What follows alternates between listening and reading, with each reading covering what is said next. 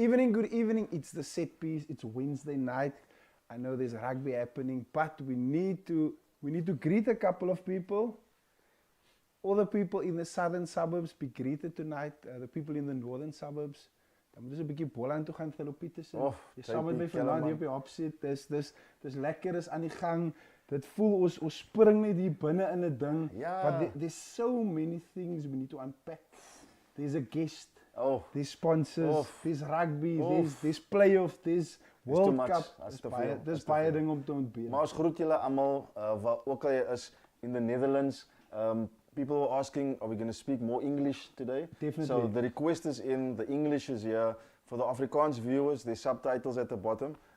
So please don't be alarmed. So I saw as well, so there's source here, Jawas. So I've realized since using Jawas, there's a lot more English coming through. Really? So my English is packed in for tonight. So we're ready for action. So your fillets were marinated in Jawas? Yeah, the meat tenderizers was there, the flavors there. So there's a lot of flavor that's going to come through tonight.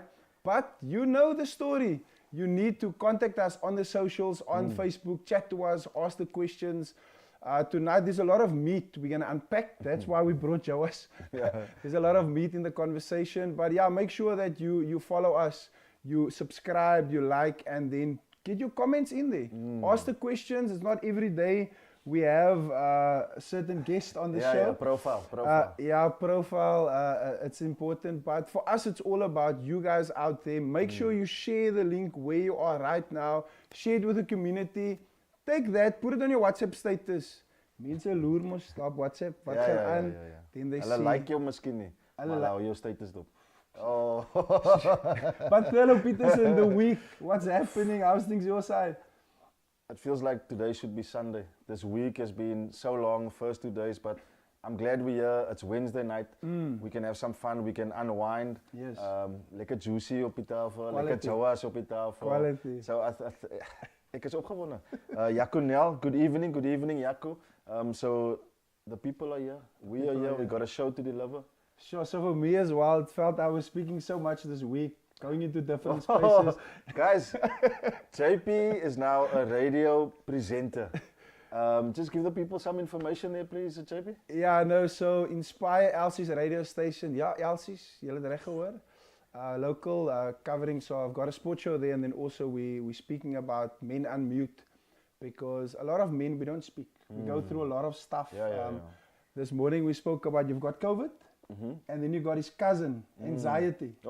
And then you've got, the other cousin, which is depression and those type of things. So that's not obviously the space tonight, but we need platforms where we can speak about it, inspire one another, and that's why it's Inspire Radio Station. But tonight we are on the set piece, and there was a couple of games happening, knockouts.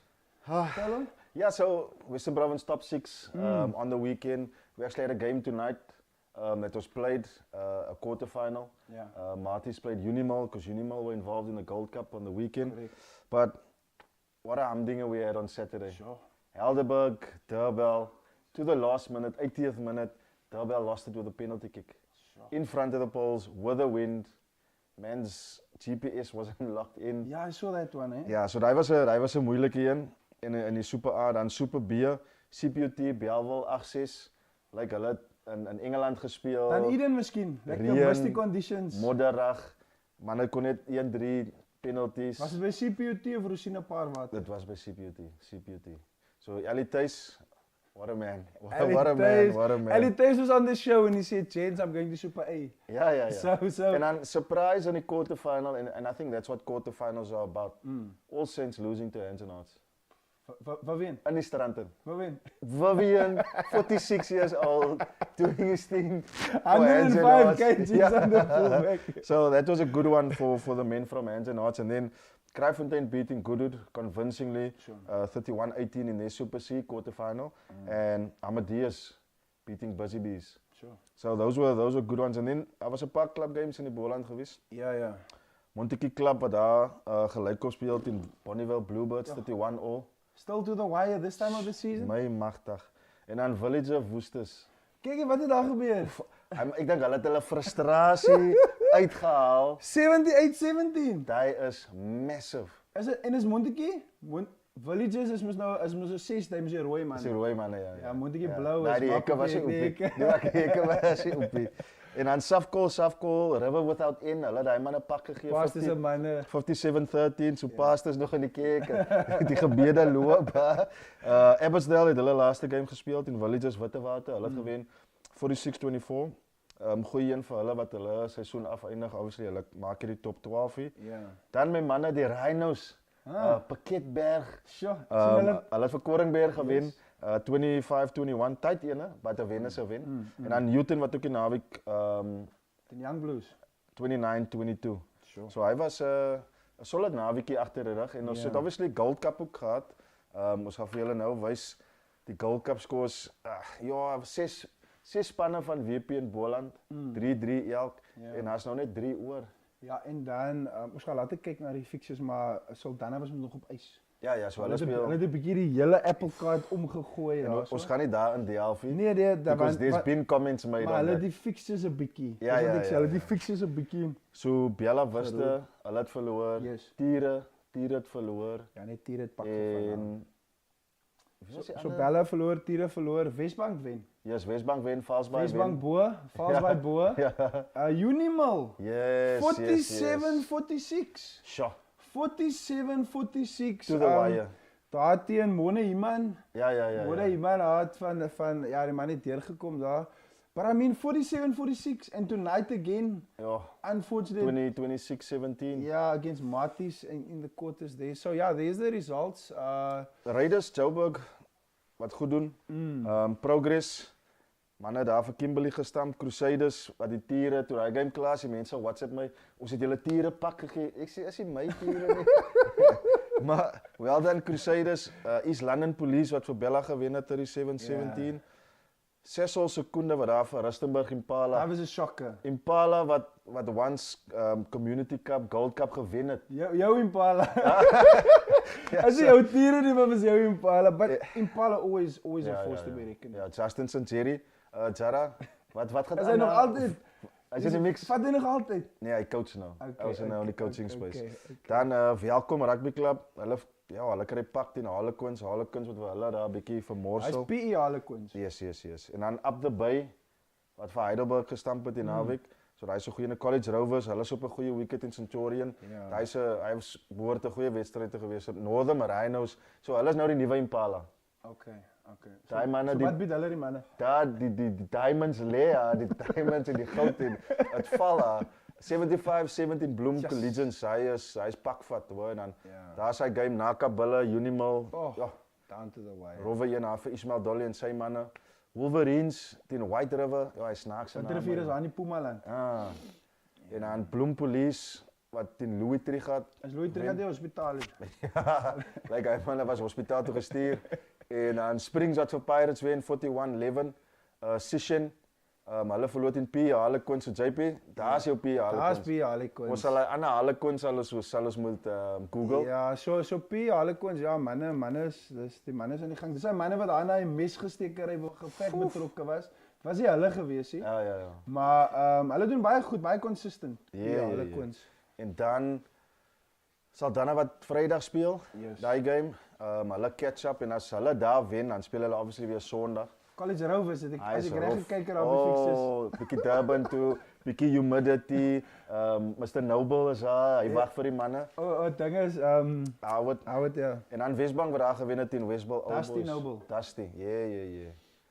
So, daai's die Gold Cup results vir die naweek. Hy's al die results, soveel sal net 'n bietjie World Cup chat met ons esteemed guest, soos hulle daar in Engels sê, soos Ricky Sruda altyd sê. Well decorated guest. Slaan my pap. Maar ons groet hierso in die comments, Linnen Weits, hy sê lekker man Rito, legend. Sja, hulle gooi groot hierso. Lucien Cupido, is hier vanaand, John Beider, hy sê naand John, Mario Kok is ook hierso, Clementine, Andrews, skrik vir niks, ek sê die mense, hulle verkoop hulle golfers word verkoop, die Rockies word verkoop, is alweer sulke tyd. Hulle sê vir die mense, moenie orders insit nie, kan koop daar by die winkel. So, skrik vir niks, well done aan vir julle. Hierso Session Leroux Nel. Springs span om te watch. Right Session. Ons vat maar jou woord vir daai ene champion. Ons gaan kyk vir Springs. Maar James? Ja, so vlugtig vir my, daar wil 'n share die link. Beloof jy wil die link share. Deel hom maar met jou gemeenskap, want dis baie aksie wat gaan volg. Maar ons gaan gou kyk, daar's 'n bietjie daai wedstryd waarvan jy verwys het. Nee, ons gaan nou Jawas toe. Ons gaan Jawas toe. Ons kan maar vir Jawas deurwerk. Die ou wat daai video gesny het, highlights, quality, lekker vir 'n dag lank. Ons gaan weer haar gesels, maar Jawas op die bors. I think Joanne van Wyk really doing amazing work in the community. Involved with a lot of teams, really a great person. Also have the coffee shop there. So, but yeah, let's look at this one. Jawas Spices.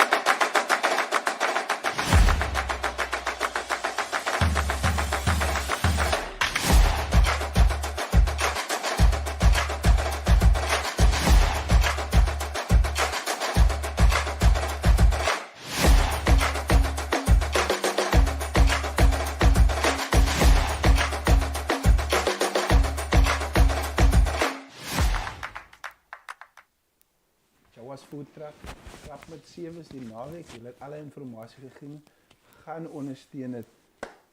But the guest that we've got, this guy, he played some rugby at the Boland, played some rugby at the Stormers. There's also an interesting story we're going to touch later on his first pair of boots that he received there from Belleville. We're going to chat on that as well. But quantity surveyor, worked in the field, worked in the industry, then coaching at villages, coaching at Primrose, 'n man wat lekker diep gedelf het in die gemeenskap, and then came through the Western Province ranks, currently at the Stormers, won a URC and then also another URC final. The man, Rito Hlungwani. Rito, die magtige Rito van die Stormers. Hy is hier in die ateljee. Hallo Petersen. Ja. Daar sit hy man. De Shangan. Hy is hier. Shangan. Ja. Hy is daar sê hy sit. Die bank is 'n bietjie klein, maar hy is hier so. Rito, welcome sir. How are you doing? I'm good, thanks. Thanks for having me, boys. It's really pleasing to be here.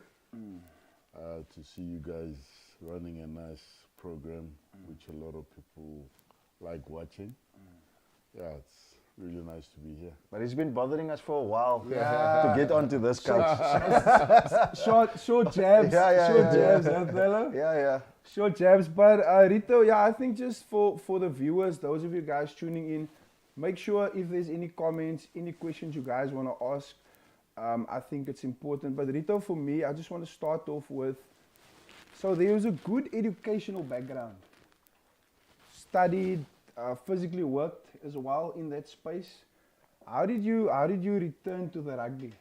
Because I've heard you on a couple of platforms speaking about it and stuff, but just in terms of context and the viewers, because for us it's not just about getting a profile in.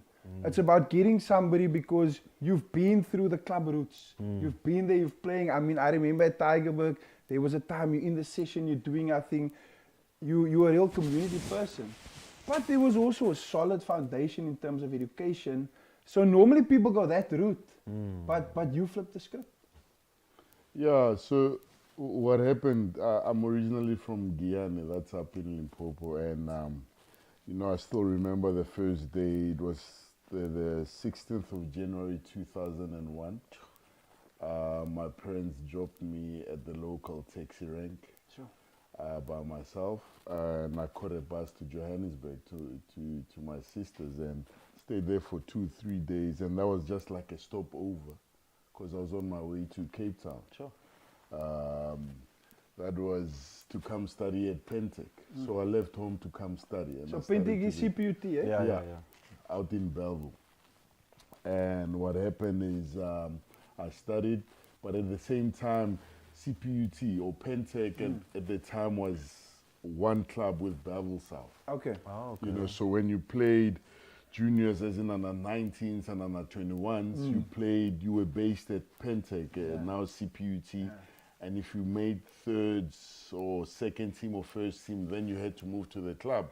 And that's at the Rosina Pavate Stadium. Correct.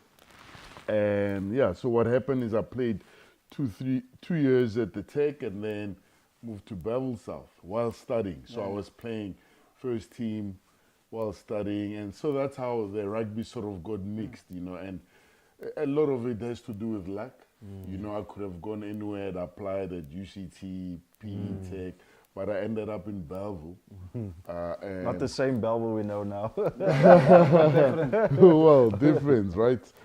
And what happened is, like I say, there was a lot of luck involved because when I moved to go play for Belleville Tech, which is now Belleville South, the coach was Kenny Parvata, Jerome Parvata's brother. And I remember the one year, it's probably 2003, I was Sportsman of the Year at Belleville Tech. It's not that big. Did they not have any other players? But just quickly on that, so just I was asked about the pair of boots that you received. What's the story? So apparently, just explain to us the story about the boots. So what happened when I moved to Belleville Tech? So I was still young. When I made the first team, I could have been like 19, 20.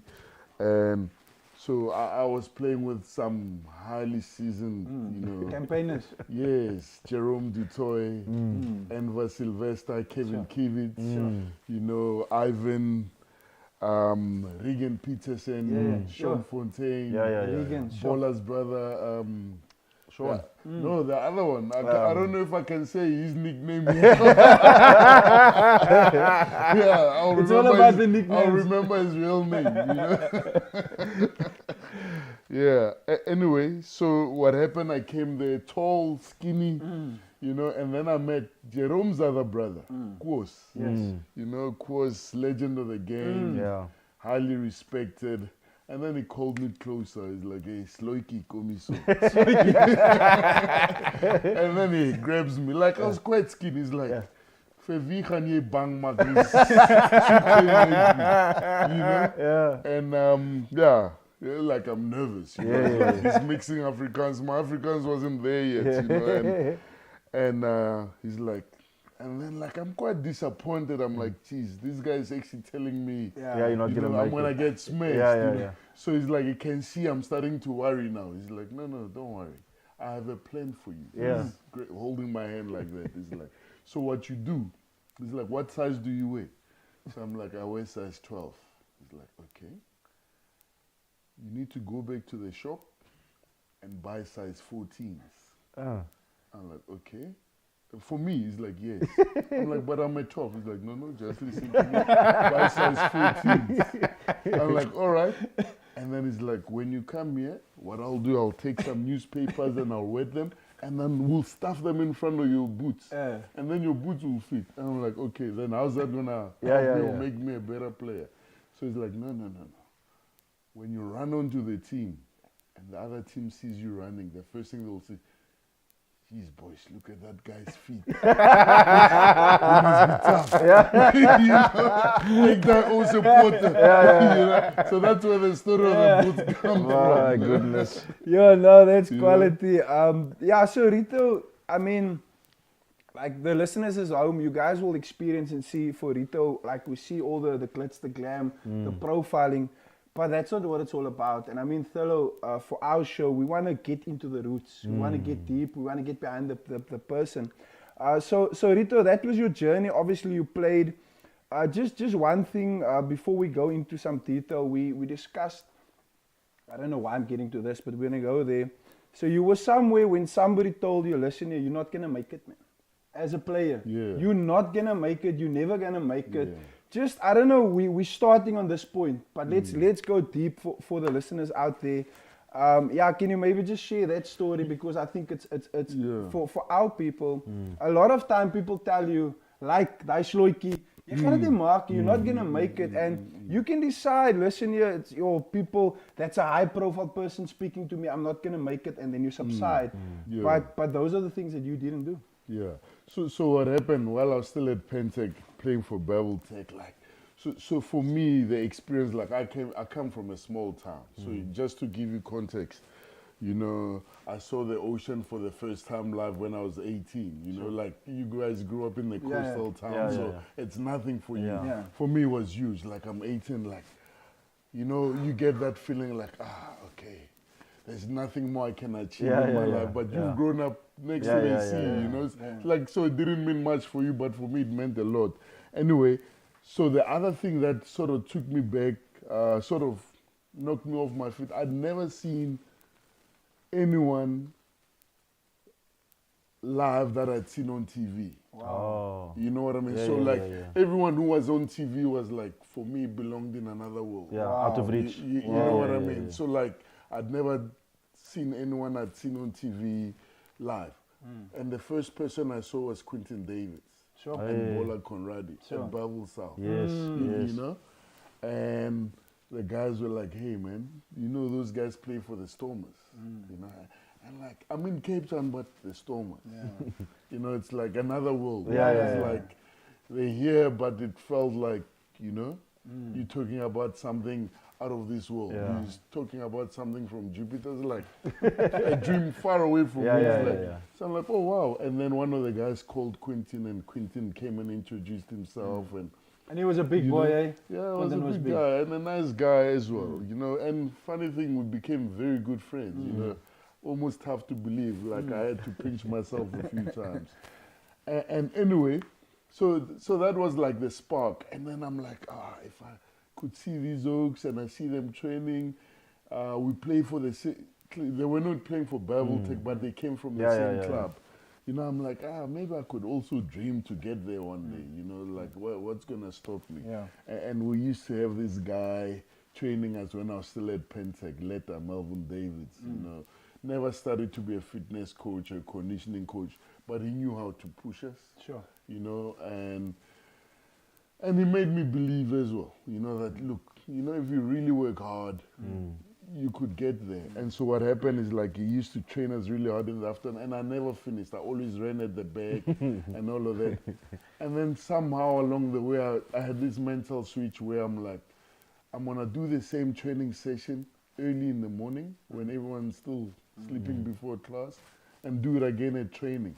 And so that was like the little bit of a path that I took in terms of believing that I can become a good player.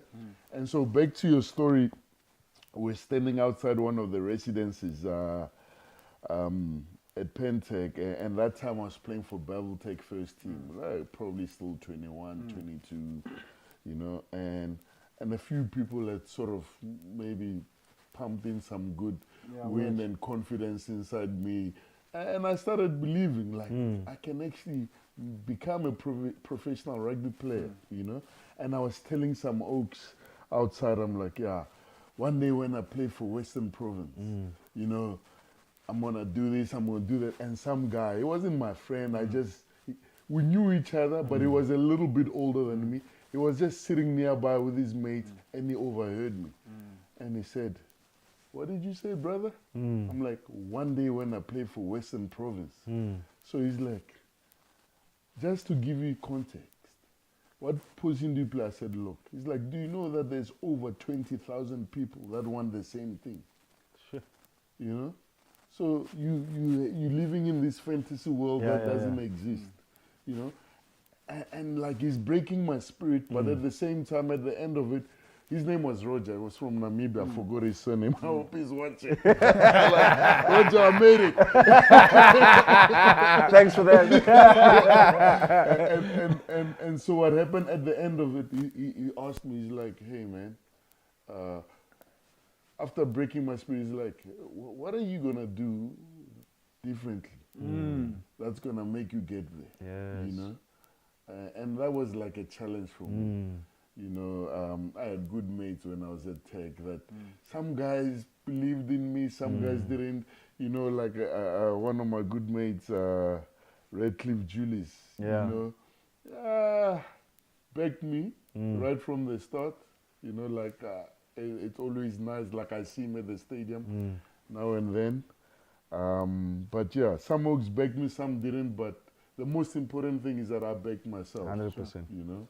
100%. You want to touch on some comments there and then we're going to continue?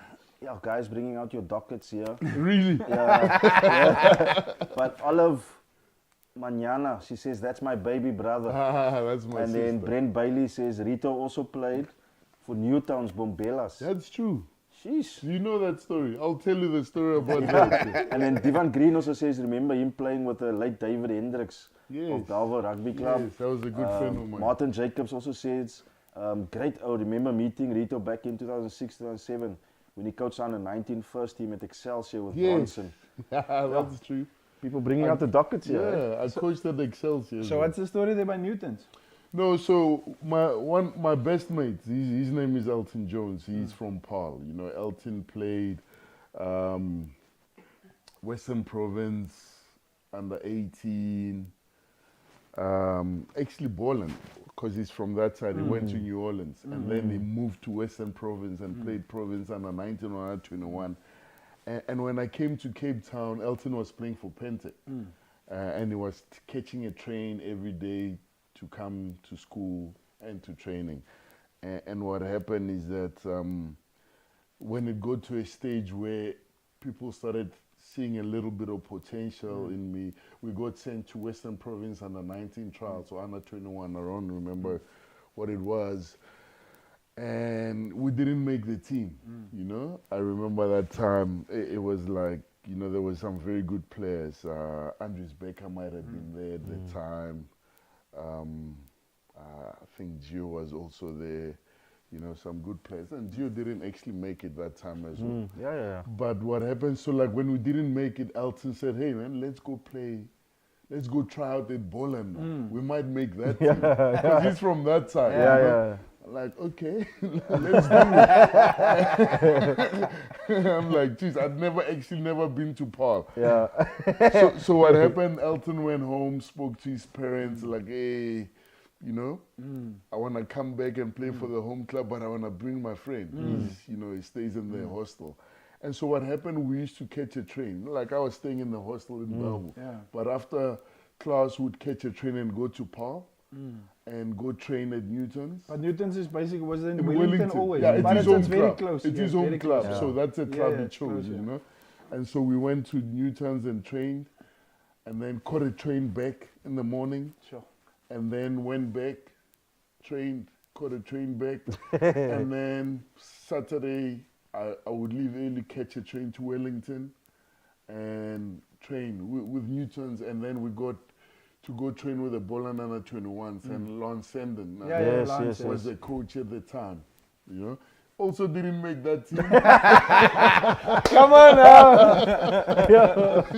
You know, but then the next best thing was that I was playing for the Bombelas. Yes. You know, there was Lavelot, Roderick, you know, very nice guys. You know, like I still bump into some guys. There's another name starts with a D that I've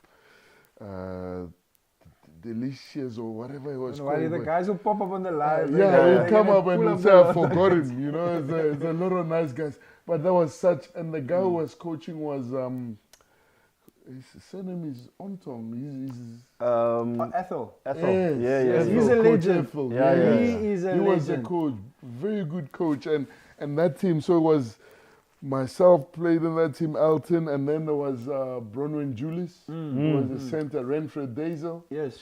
was Bronwyn it? is Wayne Julius' Wayne's brother. brother. Yeah. He's a very Yes, good player. and I remember Skalki also played. There was a guy called Reggie. Ben was a good fullback. And there was a good flank. I totally forgot his name. His name might have been Bradley. But we had a very good team, you know. And I enjoyed playing rugby there. But we got relegated. Oh, it just gets better. Hey, man. I kept punching the wall and it just wasn't working out, you know. It just was. So the what happened with that experience at the Bombelas, JP, is like a few times I got my name popped up in the newspaper. I don't know if it was a report at the time they would report on club rugby a little and bit. the results. And the results, and then they would write about Western Province first team club rugby Super League, and then they would write a little bit about the Bolland Super. I don't know if it was called Super League. No, it was something different back Yeah, then. and Yeah, they it was would write- different back then. And the funny thing is that when they wrote about Newton, they would mention my name, and I still remember, but the guys didn't know my surname. But they knew, even the guys in the committee, funny enough. Yeah. They They knew knew I was Rito. from Limpopo, so the newspaper would always come back, Rito Limpopo was guaranteed in the year van die Lane stand. I remember that one.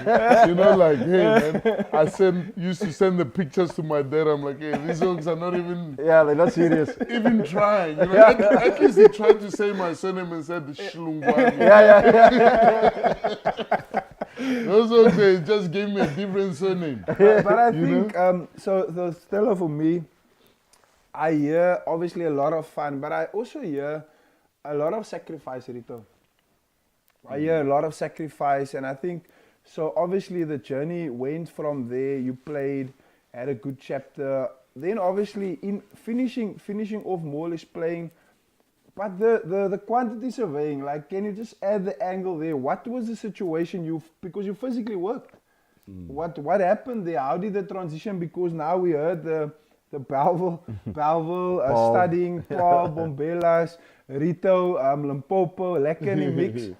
But where did you now decide, listen, you physically, because you were busy obviously studying while you were playing, you need to go and work. Yeah, it's quite interesting, you know, like, you know, when I think of clubs, I played for a lot of clubs, like, I think, but the people of Belleville South really looked after me. It's people that I still know. Because, you know, when you're a student, you broke. You know, you don't have money. You know, you're sitting now, where's the next move coming? And the people of Belleville South really looked after the players from Belleville Tech, you know. So, you know, if I was to choose a club, which club do you belong to? Maybe Belleville South would be the one that stands out, because I don't think, like I said, it feels like it was a bit of luck for me to end up there. So what happened is I finished my degree. So before I get to that, so that later when you ask me about the professional side, it will make sense. So while I was still playing for Belleville Tech, the year I became sportsman, or the year before you rudely interrupted me, you know. What happened is that at that same function, the guest speaker was Jerome Parvater. You know, I met him for the first time, and he was a Vodacom Cup coach. He just came back from Italy. He was coaching in Italy, came back, became the Vodacom Cup coach, and I was there. And then his brother introduced me to him. He's like, hey, man, this is our best player. I wasn't the best player, man. we played with Jerome. Do you guys know Jerome Dutoy? Copper. Yeah. He's probably one of the best 8 men that's played club rugby in Cape Town. You know, he played Craven Week with Connie Krieger, Skinstead. Sure. Yeah, that's a legend. Like, I wasn't the best player, but I got the award. He got player of the year, I got sportsman of the year. So I was introduced to Jerome, and Jerome said, come train with the Vodacom Cup squad. And yeah, there was, Copper was called up, Sean was called up, Regan was called up.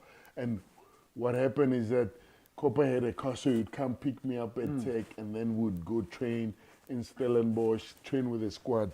And it was quite intimidating. A skinny look, now you get there. Groot namen, hè? Yeah, Bosie Clark, Bram Emmelman, you know, like very good players, come from good school, went to good varsity. Ross Skeet was the other lock. Rob Linda was around, you know, like very good players. And what happened is that then they had to choose the team. and then I didn't make it again. You know, I didn't make the cut. But anyway, so you understand, that's how I slowly sort of started getting into province. So when I finished my degree in 2004, now what happened is I had to start working, you know, like, you know, just to find a little bit of support for myself. You know, my baby sister was still about to start Is it the one on the live now? No, that's my older sister. Okay. Yeah. And what happened is that I had to start working because I couldn't really study further because I had to sort of give my parents a little bit of space so that they can educate my baby sister. So now I went to the guys at Bevel South. I'm like, guys, I really need help now. I'm done. I need to find work. You know, I'm struggling to get work. In my mind, I still really want to do this rugby thing, and I don't want to leave Bevel Tech. And what happened is that they couldn't help me. And they couldn't help me, and eventually Mr. Titus, who's funny enough from Bevel South, you know, lives in Glenhaven now. He was an executive at Western Province Rugby. And we knew each other well because he worked at Pentec as well. And he heard that, you know, there was a time I almost didn't come back because I didn't have money to register, you know. Yeah, we know that.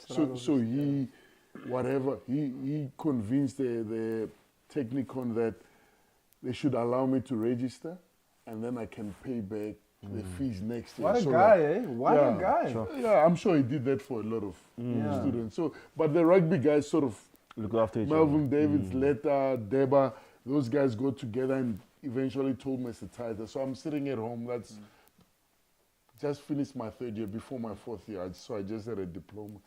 And they phoned me, they're like, hey, Mr. Titus says you must come back, you know. And then what happened, like parents put money together and then I come back. And then I go see this guy that Mr. Titus has sent me to. And this guy says, okay, it's fine. We'll carry over what you owe to next year. You can start studying. You just need to find registration money. Yeah, I phone home. Then my sister and my brother-in-law put some money together, and then I registered. You know, that's how I managed to do my fourth year. But anyway, so when I finished my degree, I'm sitting in this situation where I don't have a job. Mr. Titus speaks to a guy who was also in the executive. His name was Graham Power. Graham Power owns Power Construction. And he'd also been following a little bit of my rugby. So Graham Power said, dude, bring your CV. I took it to Western Province. After a game, I gave it to him. And then a couple of days later, I get a phone call. So this is still towards the end of 2004. Go for an interview, and it's one of those, you know, special things like your CV is there on top, but you can see there's notes on top of it. And I was quite clear with the guys, like, look, I really want to take this rugby thing seriously. So if I'm going to work, I want to work for someone who will accommodate my rugby, you know. And Graham Power was quite clear. So he told them, like, guys, this guy has to leave at 3:30 to go to rugby practice. Sometimes he might not be around for rugby matches because that time I was starting to get into the Vodacom Cup. And I got the job. They interviewed me a little bit, but the boss had already said, you have to give him a job. And so now the case 22 was that Graham Powell also was running, or he owned, or he was sponsoring Helderberg Rugby Club. So the other thing was that I had to go play for Helderberg. And so I had to leave. Sadly, I had to leave Belleville South. So now this guy gave me a job, and he was really helping me. And the site I was placed in was in Somerset West. So it wouldn't make sense. So now I moved, well, I stayed in Belleville, and I went and played for Helderberg. So that's the other club that I really played for. While I was starting to be a QS, and at the same time, so my day looked like this. Like a standard day was 20 past 5 in the morning. One of the side agents comes and picks me up in the bakkie. You know, I'm still like a young QS. Now I get in the back with the labor force and everyone. We drive to Somerset West. I get there. We work 3:30. One of the guys drops me at the taxi rank. Somerset would catch a taxi, get to Kailicha, swap a taxi. It drops me off at Fort Tracker Road. I walk into my flat, quick change. I take a jog. And when I get to Belleville, one of my teammates from Belleville South, he was a taxi driver, Ivan Tapik, would give me a lift, drop me off at the swimming pool at the HPC. Jump over the wall, go train with guys who had been training the whole day.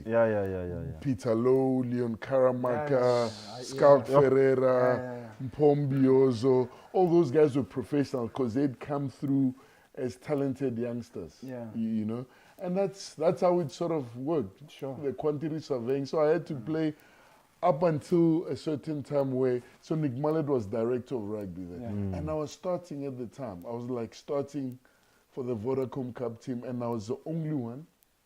There might have been, so the previous year, because we didn't make Vodacom Cup, we played for the amateur team. And the coach moved to Vodacom Cup. So he took all of us, but when the gym testing happened and all of that, we were all cut out, you know. Only 3 guys were left. It was myself, Mark Nichols, and Marvin Swartboy. Oh, yes. Sean, no, fullback.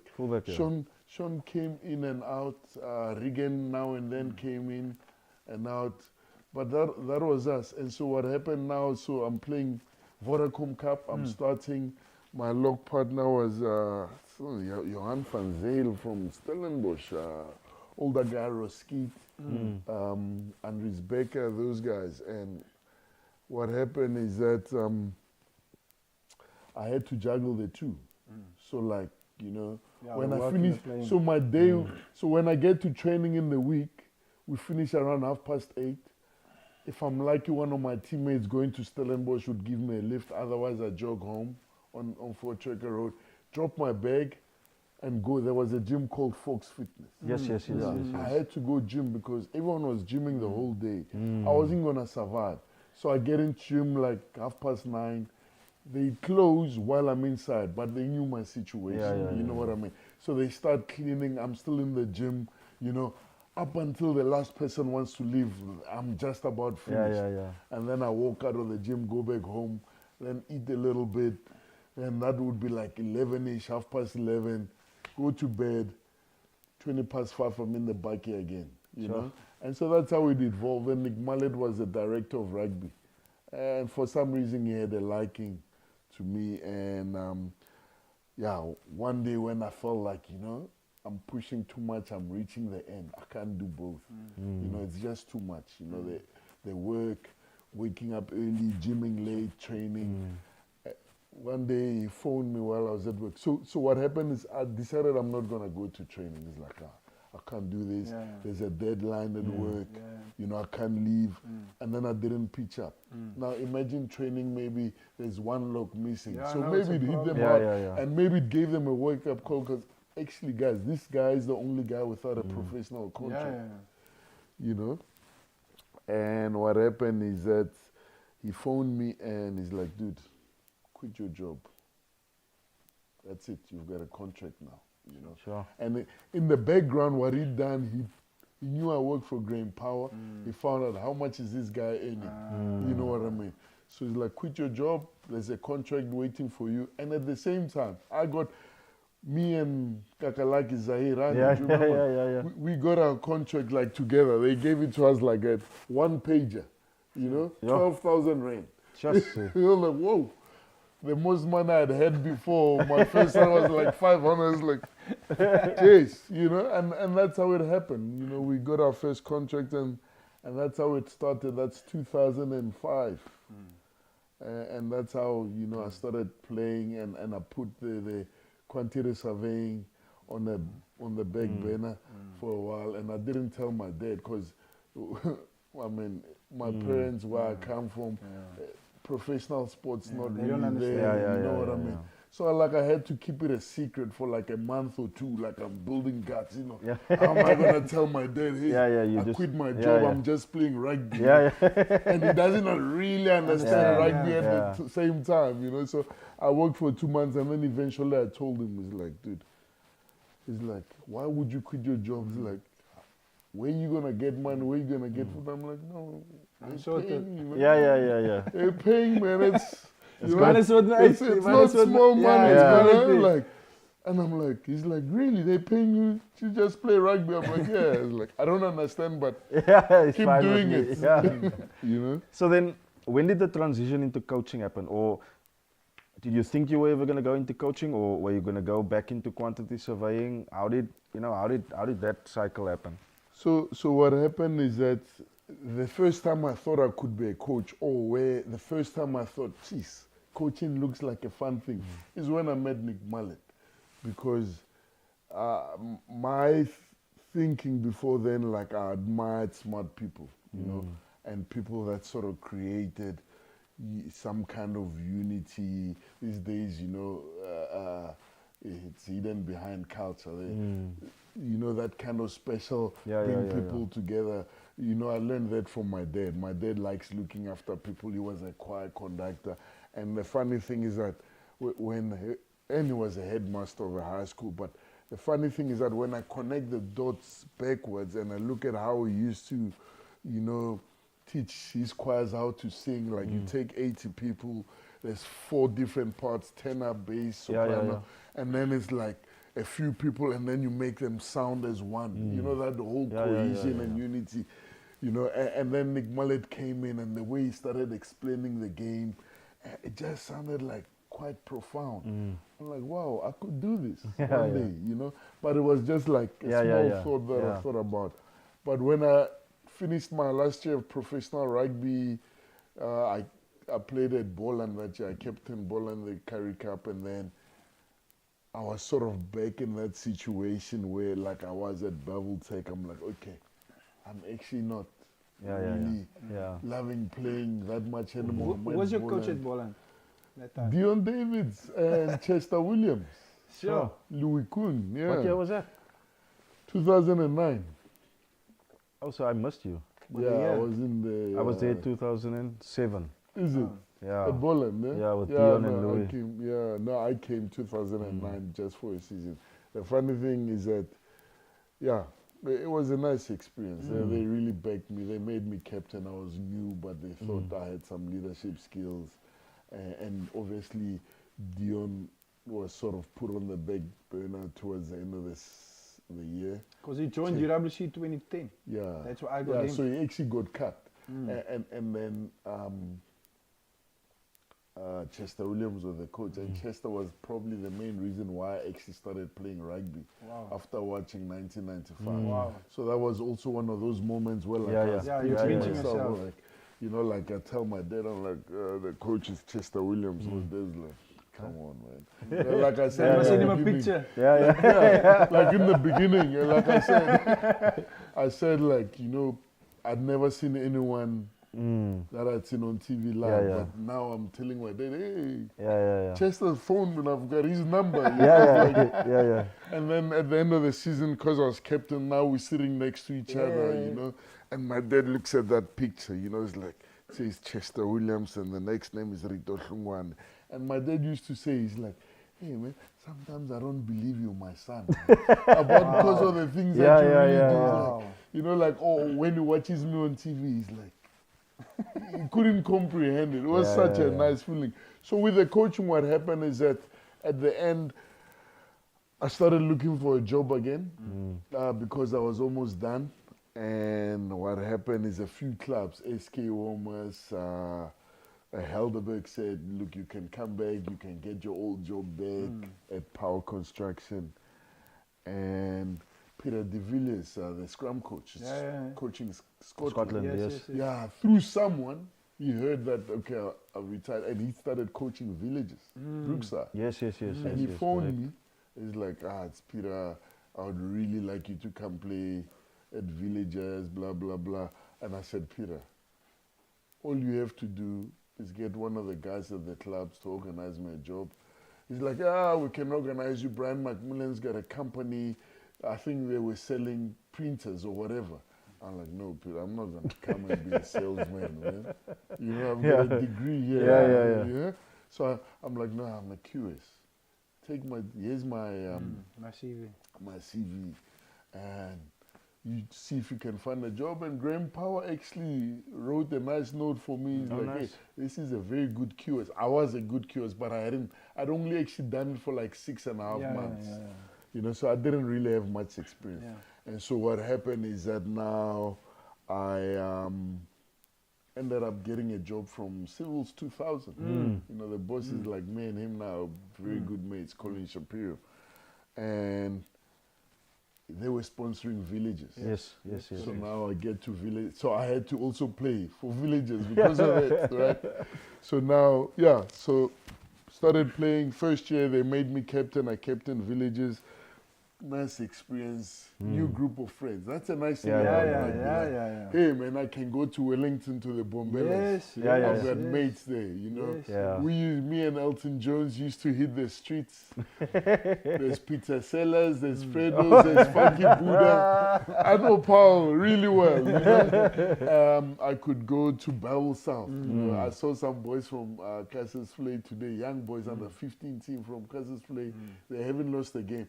So they coming there and they talk, I'm like, boys, so I can see, it's like, I think it's Thomas, because I'm like, man, I can find this still Hlungwani. They were shocked, which is a spot there. They were surprised. But the whole thing that I'm trying to say is like, I can go to Helderberg, I can go to Strand. I'm still friends. Like, there's a guy called Kuni Basson, he's coaching Lyon. Solid you know. He's at Lyon now, eh? Yes. He was in Lyon, he was playing. A good friend of mine, Bossy, you know, Ricky Peterson, funny. We played together there. Ashlyn Hearn. There was a lot of good oaks. Happy, the guy who's coaching. Isaacs. Yes, he's Gareth coaching.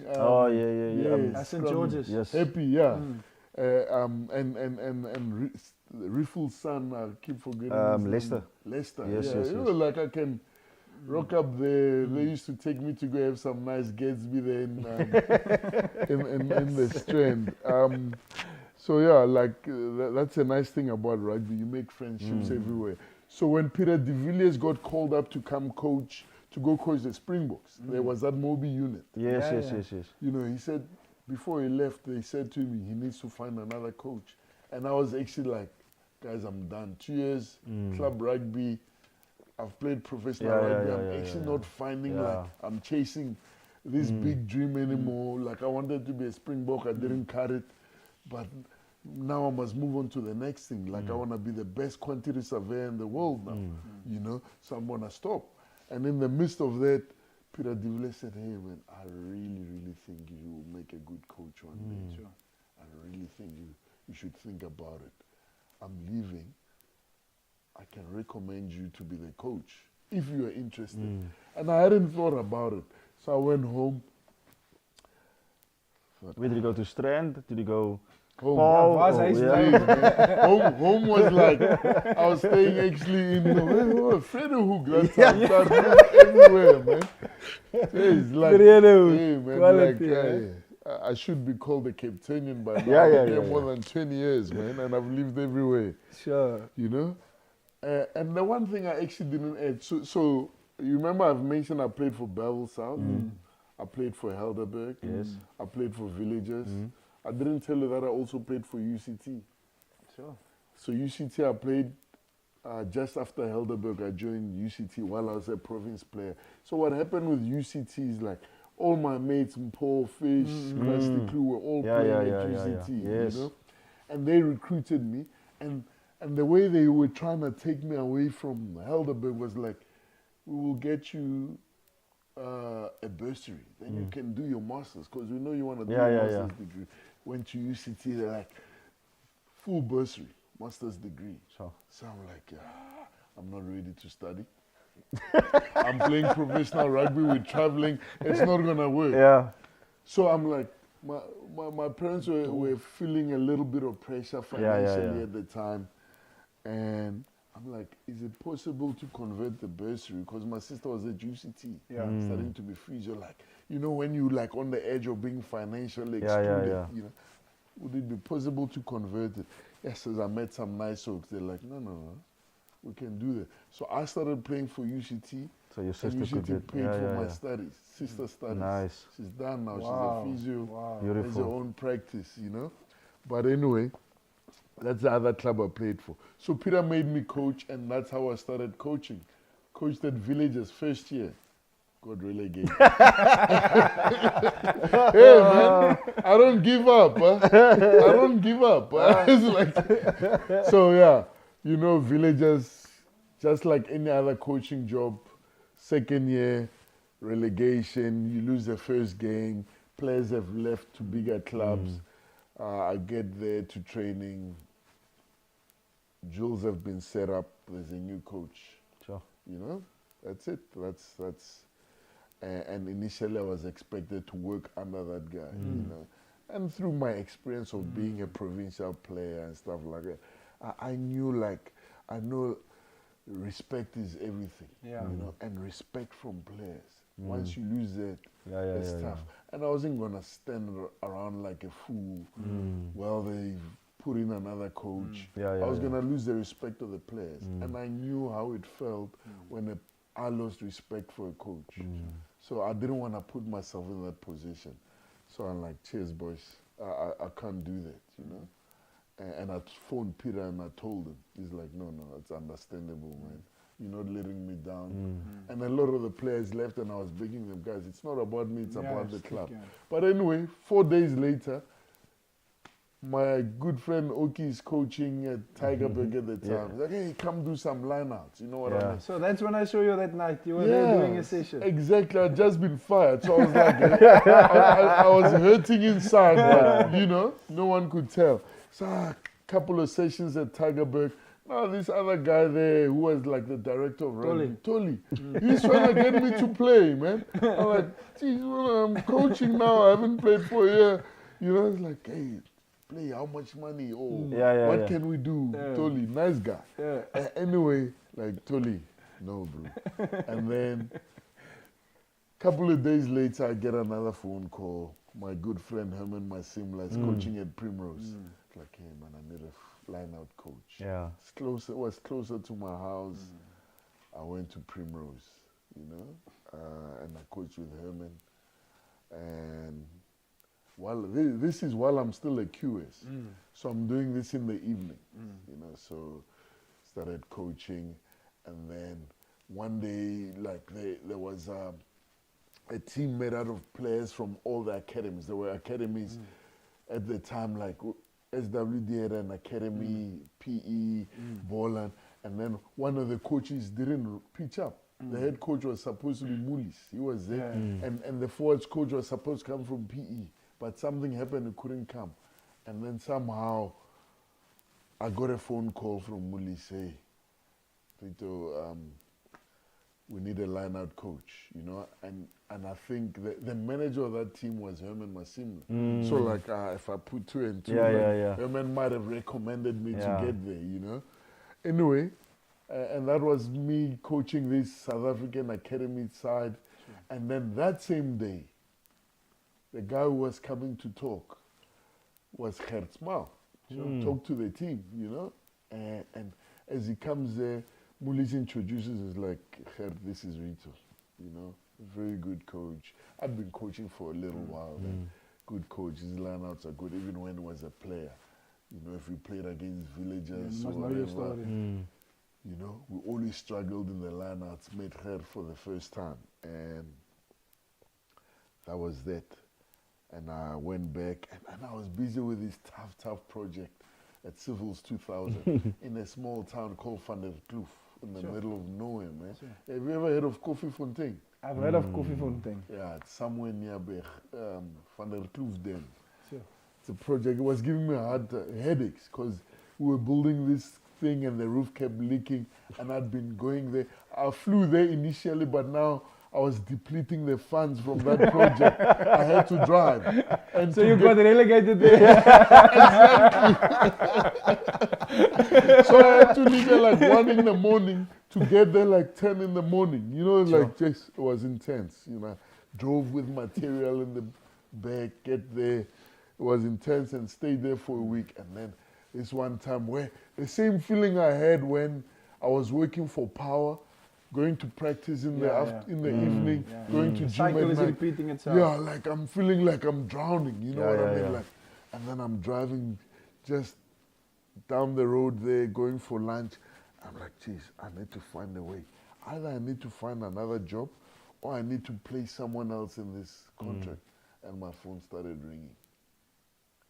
Uncle Ger. It's my phone. Sure. Exactly. It wasn't like 20 minutes or 5 minutes apart, just as those thoughts were happening. Picked it up. I didn't even have his number, so I didn't know who it was. And in my mind, I'm like, oh, this guy is someone from the ESCOM office. They're going to tell me the roof is leaking. It was an ESCOM project. Yeah. Oh, no wonder we're struggling. I'm part of the problem. So what happened, like I answer the phone. Hi, Rito. Yeah, I've spoken to a lot of people. We're looking for an under-19 line-out coach at the institute. And I've spoken to a lot of people that I really trust. And out of 10 people, 8 people recommended you. Sure. Would you be interested? And then he's like, I know you're a QS. And you know, like, you don't want to sound desperate. Yeah. Like, yeah, I'm busy with a big project. You know? And he's like, I understand you've got a good career, but I think people really think you can do well. You know, so he's trying to convince me, but I'm convinced. I'm just you know, take it easy. So what happens is like, can you come see me tomorrow, 10 o'clock? Dude, I had a meeting tomorrow, 8 o'clock. With the boss, the regional manager. I'm like, I'll be there.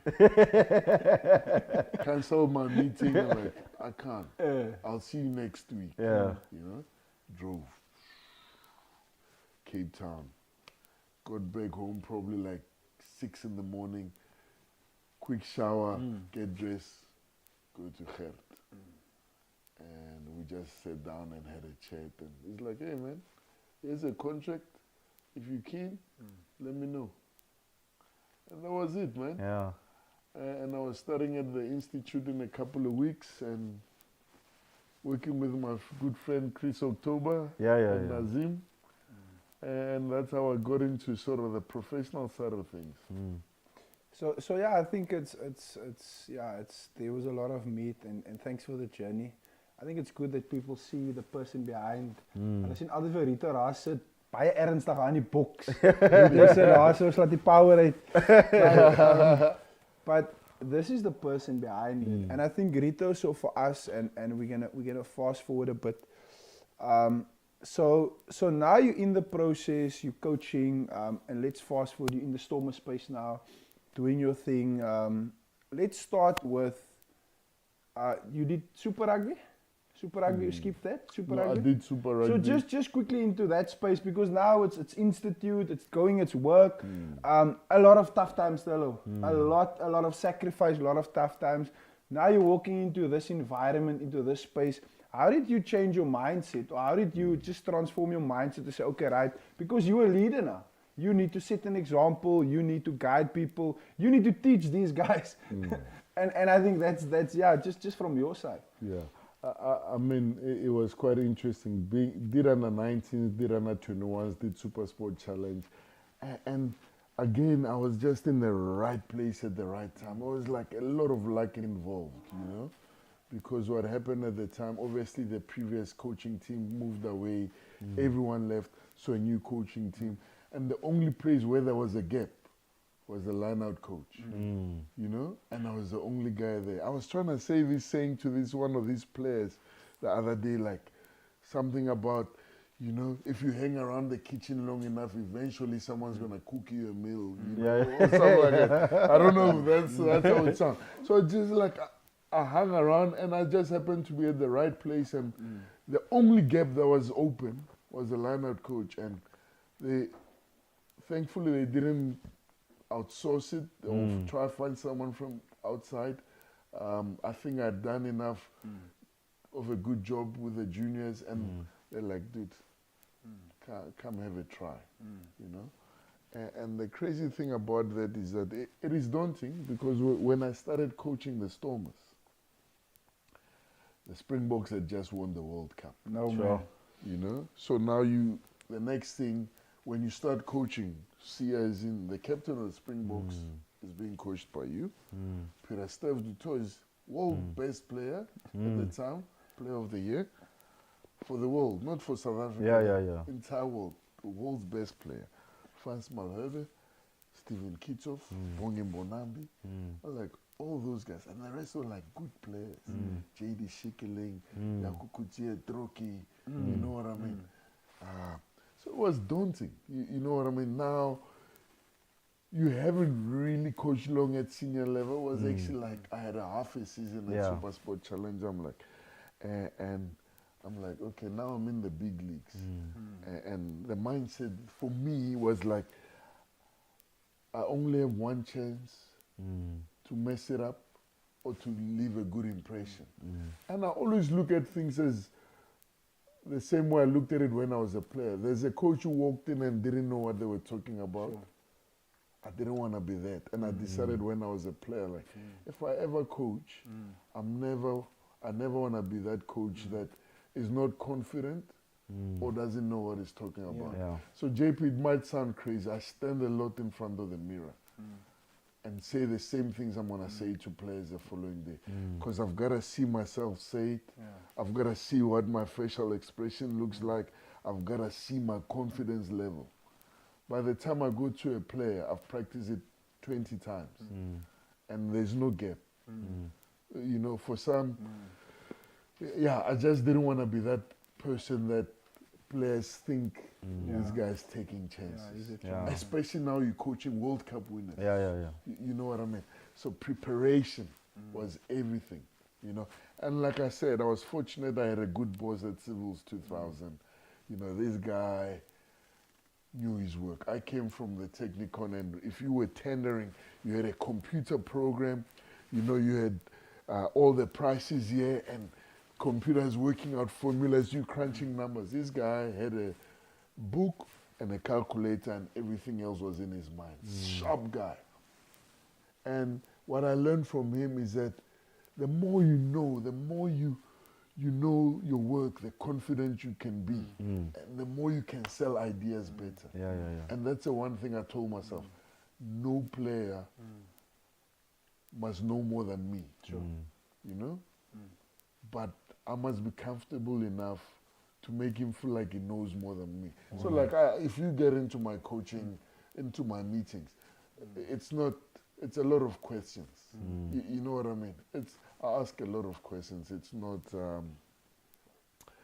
an authoritative environment. You know, I'm not saying this is what we're going to do. It's what do you think? What is your best line-out formation? All right? And then you come up with that best formation. Don't think that's it. Then I'm going to punch holes in it. I'm like, what if they do this? What if they do that? And then you thinking. And then you get stuck, I'll help you. But the key thing here is to get them thinking. So I had to go learn like a suitable coaching methodology that will suit me. I had to come up with my own coaching module. And the next thing I did is like, I just made sure I prepared well, man. And like I said previously, I connected the dots backwards. I watched how my dad ran the school that he ran. The cohesion, putting things together. I saw how he ran his choirs. My dad was quite a strict guy, but was also like a friendly guy at the same time. And he didn't shout, he never raised his voice. But he would say, hey, stop what you're doing. Sure. You know, like a little prayer. And then you would stop. That's me. I don't raise my voice. Sure. You know, if there's a problem, my dad doesn't say, this is how you do it. He's like, how do you think it must be sorted out, you know? And he always said something like, I'm going to try to translate it into English. It's like, when you do something, don't do something that looks like it. Do the exact thing. Do you get what I'm saying? So it's like, if you want to be a doctor, don't try to be a doctor. Just be a doctor. You know what I mean? Chase it aggressively and go get it. You know? And so the mindset change was, you know, just revisiting all the lessons I learned in my life and, you know, making sure I use that as preparation when I'm sitting, whether it's young guys or whether it's experienced guys. But the one thing is that, you know, every single player in the whole world deserves is a coach's engagement and preparation. Sure. Don't come there unprepared, man. You know what I mean? And also, as much as I feel like I need to know more than the players, I also need to understand that I can't know anything. 100%. And now when you're sitting with experienced players, you know, imagine I must tell Peter Steph, jump like this. No. It doesn't work like that. I remember we were, I tell you can quickly get the comments if there's anything. I remember when we looked at one of the training sessions with Marvin, and your words was like, you can't teach Marvin Ori how to jump now. I mean, in that situation. So there's one or two couple of things I want to go to. Is there anything there from your side? Just a bunch of banter because I'm drinking a beer. Oh, but, that's okay. That's okay. We live to die another day. My brother from another mother, Rushan Jarvis, he says he's proud of you. That's my brother there. Joanne from van Double Wyk South. is here. Joe. Yes. Enrico France is here. Wade Conrad is also in. Cedric Larry. Enrico, I played with him. Who's it? Yeah, I don't know. Where's the name? Where is it? Cedric Larry. Enrico and Cedric is from Newtown, I think. Newtown. Yeah. Rito, so just quickly, I just wanna, cause we don't have a lot of time. Just quickly to fast forward. I thought we had 5 hours. For you we can get, but then we can't get you back. Then my missus said I can stay. Okay, the missus said you can chat.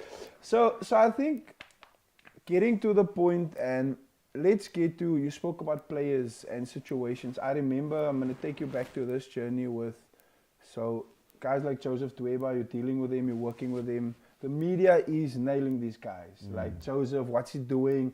This, that, a lot of things happening.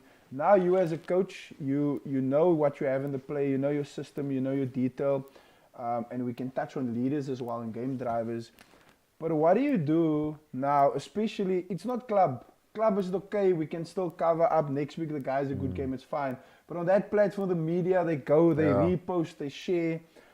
What do you do in a situation like that when a guy is, according to the media, is going through a dip?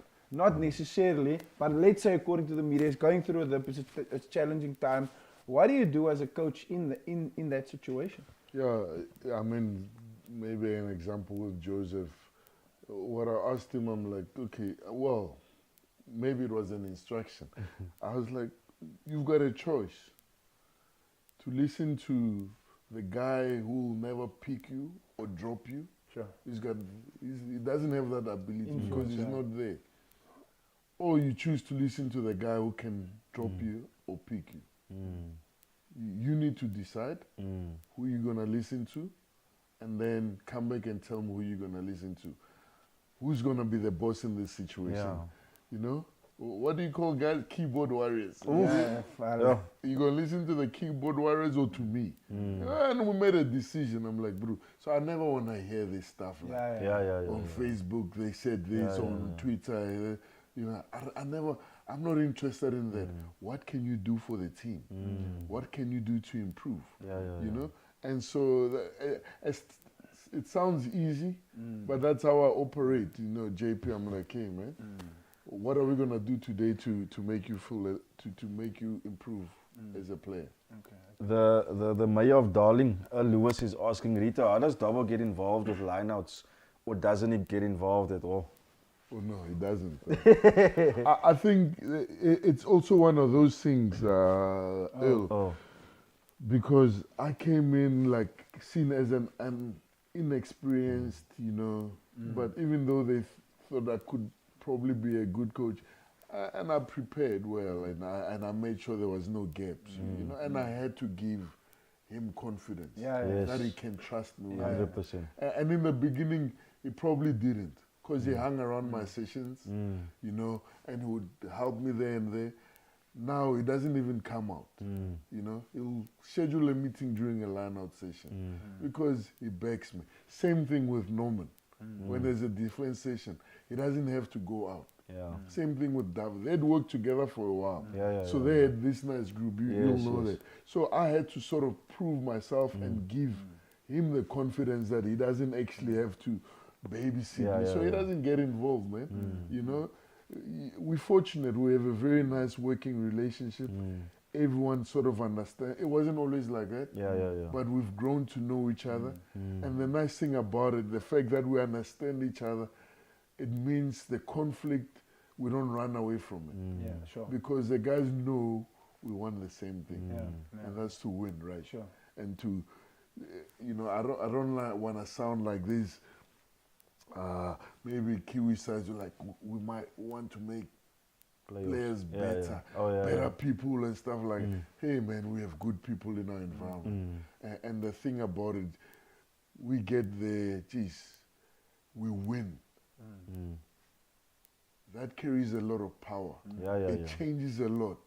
I promise you, you think you're going to make better people and your team is losing and losing and losing.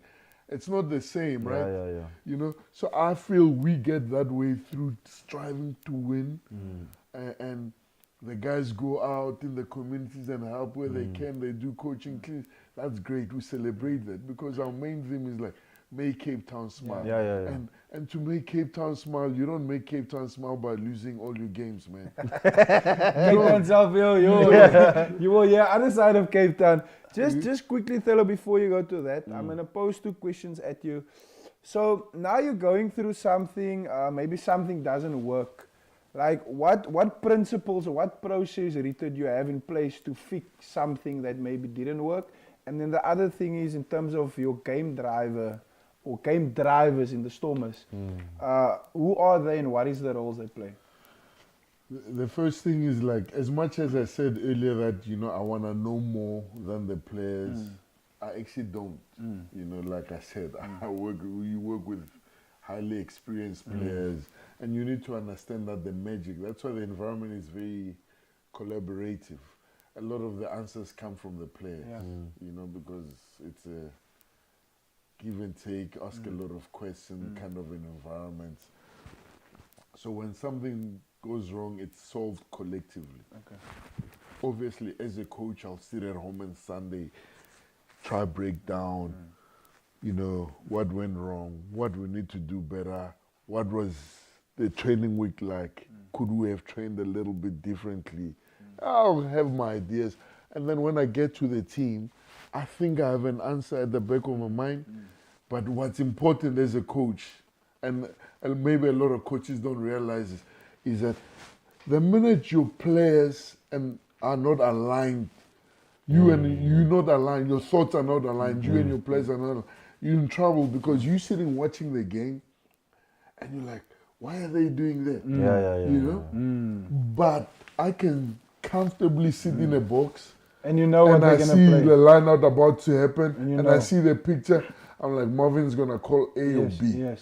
And 9 out of 10, I'm right. 100%. You know, because when we plan the lineouts, it's not, you have to do this. I put a picture, I'm like, what do you see? Where's the gap? What should we do? Why is this guy standing like this? And then he's like, and I'm like, I think you should do this. He's like, no, coach, I disagree. I'm like, okay, tell me. Why? And then we go, boom, boom, boom, boom. And then the plan just gets better and better. And by the time we walk out of there, we so aligned. And you will have seen some of my sessions, JP. I don't coach much. Once Marvin hits the ground, once he hits the field, it's his show, you know?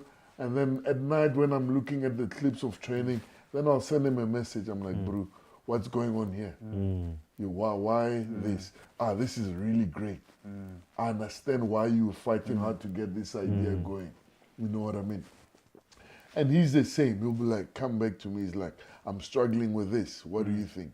You know, halftime is actually quite. I've learned a lot during halftime. The first game we played, Hurricanes Newlands, first Super Rugby game. Now it's a Springbok. 2020, yeah? Yeah. All those Springboks are there. So JP, you sitting there during the game, notes. Okay, we need to improve this. So like a block, what are we doing well? What do we need to do better? You know what I mean? I get into halftime. My process is like I always go first. I'll go to Stephen Kitov like, Kitty, give me feedback around the scrums. Yeah. Bam, bam, bam, it says 1, 2, 3. I ask a question or I add something else and that's it. Or I'll go to JD or Marvin now or Ruben.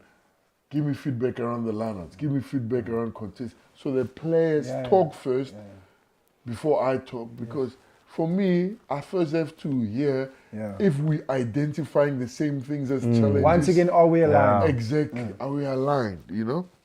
And that first time, the guy said everything that was on my notes, man. And I'm thinking, okay. So what now? What? Do I keep quiet? Do I try and make up It's first impression. Do I make up something to say? You know, do I have to hear my voice? Yeah. You know, lucky for me, you know, I didn't have much of my ego that day. Yeah. So I was just like, okay, boys, you seem to know what's the problem. You seem to know what's going well. Let's try and sort out those problems. And you've already And then obviously, identified. how are you going to do it? Yeah. You've already identified what's the problem. How are you going to fix it? Yeah. Let's go do that. You know, that's it. Like, Yeah. I actually didn't have to say anything. Sure. I could have just turned around and walked away. Yeah, And Rito, just to span in the works for me, I remember when Marvin came to Cape Town, everybody's like, Marvin, Yeah. can this guy play? Yeah. No, but this and that. But I mean, it's so great. And if you look at his journey, what you've identified now, the important role.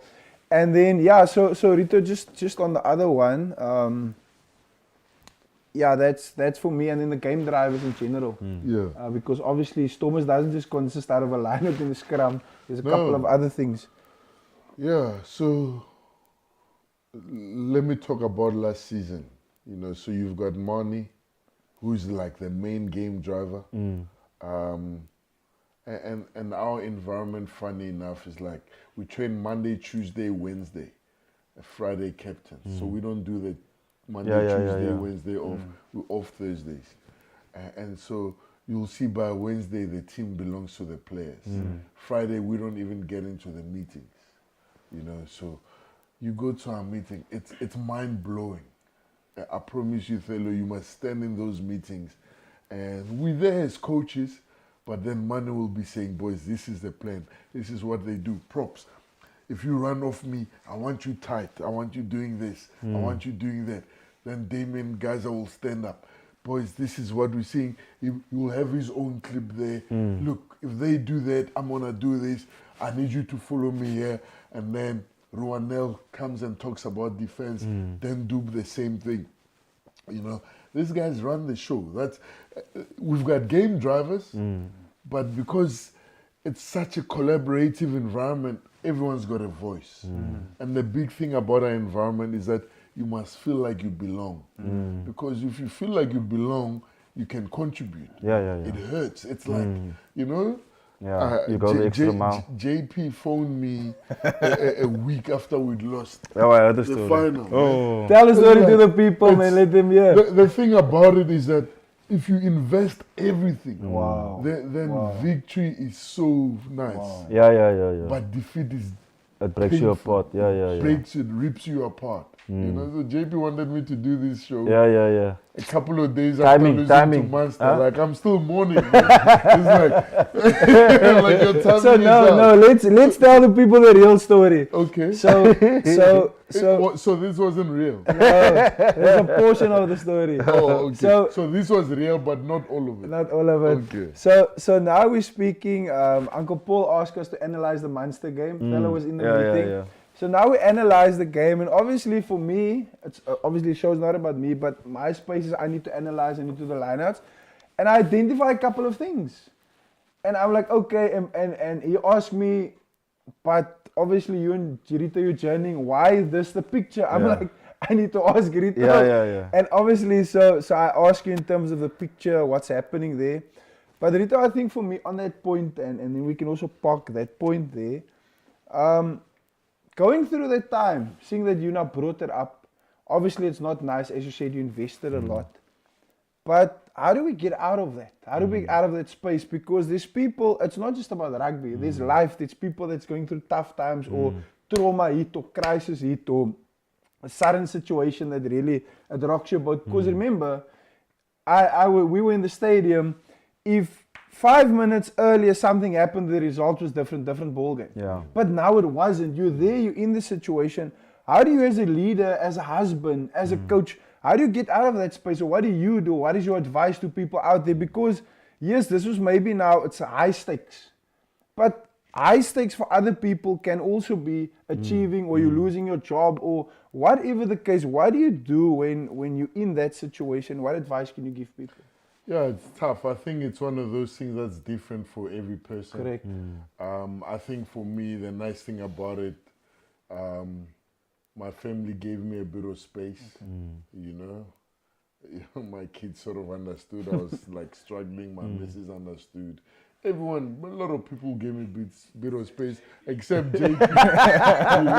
They wanted to know, why did you throw middle? Yeah. I'm like, jeez, man.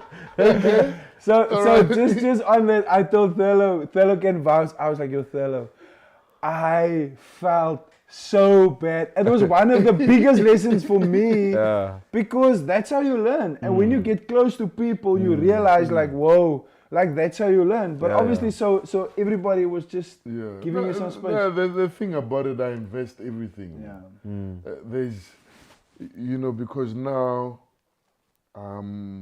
I felt both sides of the coin, right? Like I know the beautiful feeling of winning a trophy, you know, a US, not just a trophy, like an international trophy. It was nice, like, and I wanted my friends to be part of it, like the people that were, you know, journeying with you. I was video calling like all my mates in the change room because I want them to be part of it, you know. And then the week starts, you know, like you want this to be fun for your mates and yourself. And then 6 o'clock in the morning, I'm doing a video call to my friends. Edwell in Worcester, Hanni in Secundas from Solendam, Luki, all my mates, we like on a video call and I'm having a beer.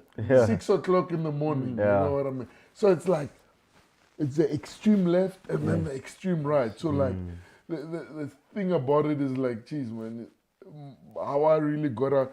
Always slept a lot, you know, because when you sleep, you don't think about it. But then the next thing in my mind is like, and the crazy thing about it, when you get back to work, it was the same, and we sort of feed off each other. Like, you know, Davi will say, "Hey, man, I never want that feeling ever in my life."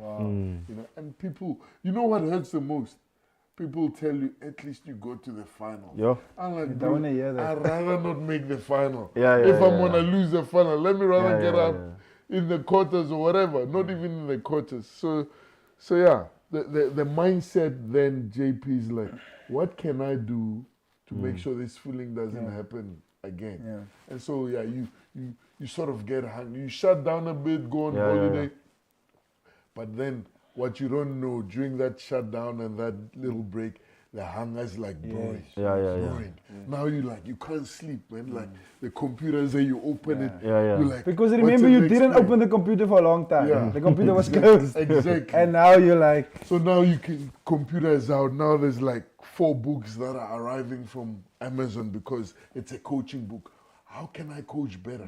You know what I mean? And it's one thing that's underutilized, like coaches in general.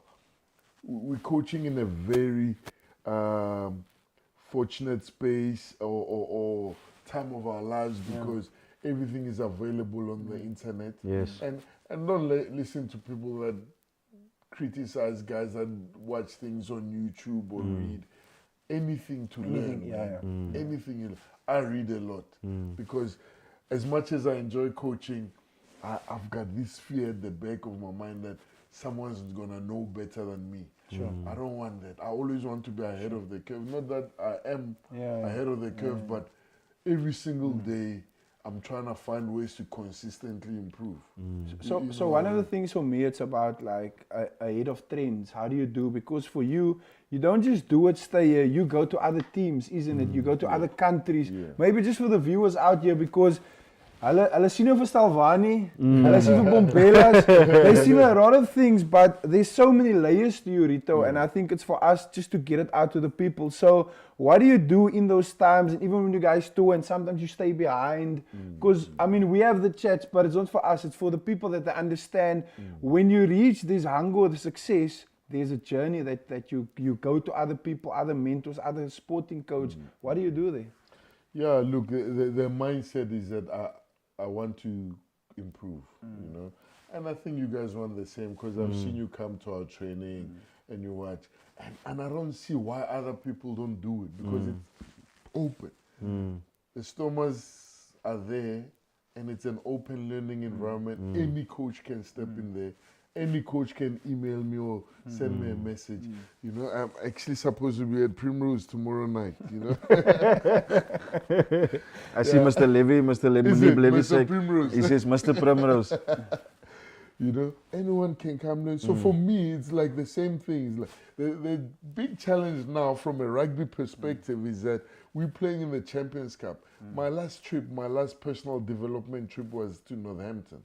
So those guys won't be as open now because we might play them in the Champions Cup. But I went there when we were just in the USC and not in the Champions Cup.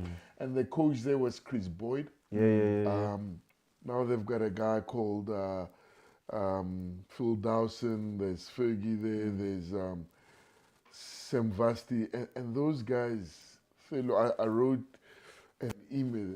So this is how I ended up in Northampton. So firstly, I tried to go to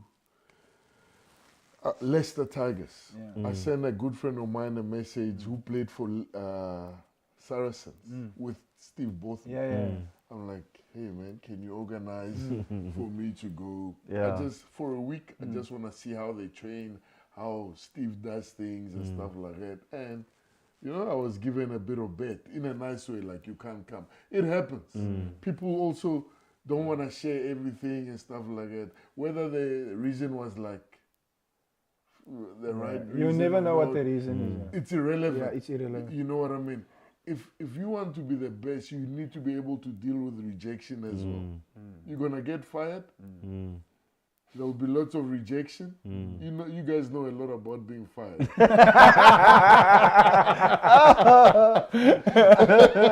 Shots fired.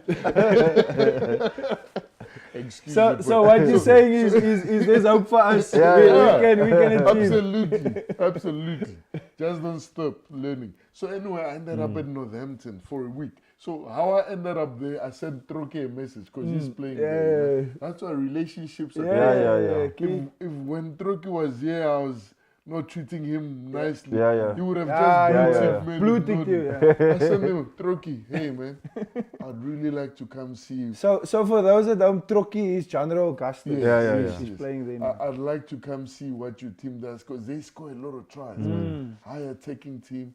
And Troke went and spoke to the manager. The manager took Troke gave him my number. The guy sent me a message like, dude, you can come. When are you looking to come? And I sent him the date. He's like, perfect. We don't have a home game, but we're at home, so you can come. Monday, we're playing on Sunday, so come Tuesday to Friday. And then I'm like, okay, I need to find something to do the Monday. Then I send a message to another mate of mine coaching at Ealing Trail Finders. And so now we play Connaught in Ireland, and now the team, we fly to Heathrow, and now the team gets on a flight to come back home. Now I'm by myself now, you know, like I'm on a trip to go learn. So that I can be better, so that I can keep that gap. And that was in season, right? In season. So we just had a week off. So we had that week off, then we were going to go to training. So I go spend the week. I find my way, man. It's like, you know, it's like the first day when I left Guyana to come to Cape Town. I didn't clear up that. So, you know, it's funny. I ended up, the bus stopped at Parc du Cap. You know, Sanlam. Yeah, but now you're still not Sanlam, Metropolitan. Yeah. Metropolitan. Yes. Now I'm there, and now I must get to Pentec, right? And I'm like, there's no taxi, there's nothing. There's no taxi. Hey, man, I'm in Cape Town, but I can't get to... Yeah. And then I'm like, I'm gonna take initiative. I'm gonna start walking. Which side would Pentek be? You know, and then I look at that side, Tiger Valley side, Go and over I the started inward- walking opposite The wrong direction. side, yeah. You're on your way to Durbanville now. Exactly. 30 minutes. Yeah. I'm like, no. Let me rather go back to the station. Yeah. I went back to the station. And fortunately, there was this guy doing rounds with his cars and taking students around. And as I got there, he was about to leave. And then I'm like, hey, where you going? I'm like, Pentek. And that's how I ended up. So that Northampton trip was like that. Now I'm back alone. Now I'm in Europe. Yeah. Jeez, okay. Catch a tube, get off a train. Now you must catch this one. Do a little bit of, gee, boys, you have no idea. As bad as phones are, they're also very helpful. Yeah. You know, I'm following that thing. And then the next thing, I'm taking like a 40-minute train, Yeah. getting out of London to Northampton. I get there, it's raining. Uber. There's no Uber. It's a small town. You know what I mean? So Yeah. I'm like, okay, here's another bit. I must get to this Yeah. Airbnb or whatever. But anyway, I eventually got there, got picked up by this taxi, and I sent a message to the coach. So now I'm in touch with the coach Phil Dawson. Hey man, I mean, I've arrived.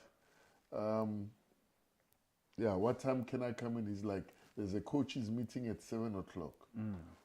You are more than welcome to join it. But the players arrive at 10 or whatever. And I'm like, I'm not going to miss that opportunity. Yeah. I'd been to other places where I'm not even allowed to get into meetings. I stand outside the fence and watch a training session. These oaks invited me, and the head coach was the guy who used to coach the Hurricanes, the director of rugby. I remember his name now. Anyway, I get into, so now there's no Uber. Now I'm gonna wake up and like, geez, I'm in the street there, man. As a student back in the day. Like, how am I gonna get to this place? I can see it's about like a 6 minute, 6 kilometers. Like, I'm not gonna walk. I'm already like tight on time because I didn't realize that the taxi situation is totally different. Taxis are driving past, I'm like, you guys looking at me funny. You have to book the taxi the night before. Wow. You know, anyway, I start walking, man. Start walking. And then taxis are not stopping. And then I find a taxi in the middle of it's just parked on the side, the car is idling. And I look at the guy, I think he was praying, you know, and he was wearing a kofia. So I'm like, My man. here's my luck. I went to him, I'm like, Salam alaikum, brother. Munim would have been proud of me. Thank you, Cape Town. Thank you, Pyramiders. Thank you, Pyramiders. Yes, my bro was good. How are you? You were? And I'm like, hey man, I explained my story, and he's like, he canceled the trip, the person who was waiting for, and he took me. Sure. And he drove me there. I got there like 10 minutes later, sent a message. I'm here. The guy walks out, takes me in. Then I'm sitting in a coach's meeting at the back. And when I visit an environment, I go with an empty book. You know? So that I'm not limited. And I'm just sitting in that coach's meeting taking notes on everything. You know, like the conversation, how the guys communicate, how they disagree, you know, how they come up with ideas. And then who's running the meeting? How are they going to filter the information to the players? And I'm just like writing that. And sometimes I'm like just getting blown away about how similar this place is to our environment, but also how different it is, you know? And the next thing, there's a players, coaches meeting. And then we get in there. And then I keep going again. How the engagement between the players, how do they talk to the coaches? You know, are the coaches telling the players what to do? Are they asking the players? You know, that it was like beautiful just to sit there and observe. And I'm writing. I can't ask any questions directly. I can ask later. I'm just taking notes, man. And I'm just filling up that book. Boom, boom. These guys opened the door and let me go everywhere. Everywhere. That's why it's the same thing. Dobo has had an experience, a bad experience like I've had. So he's very big. Like if you come to us and you say you want to come learn, hey man, we give you everything.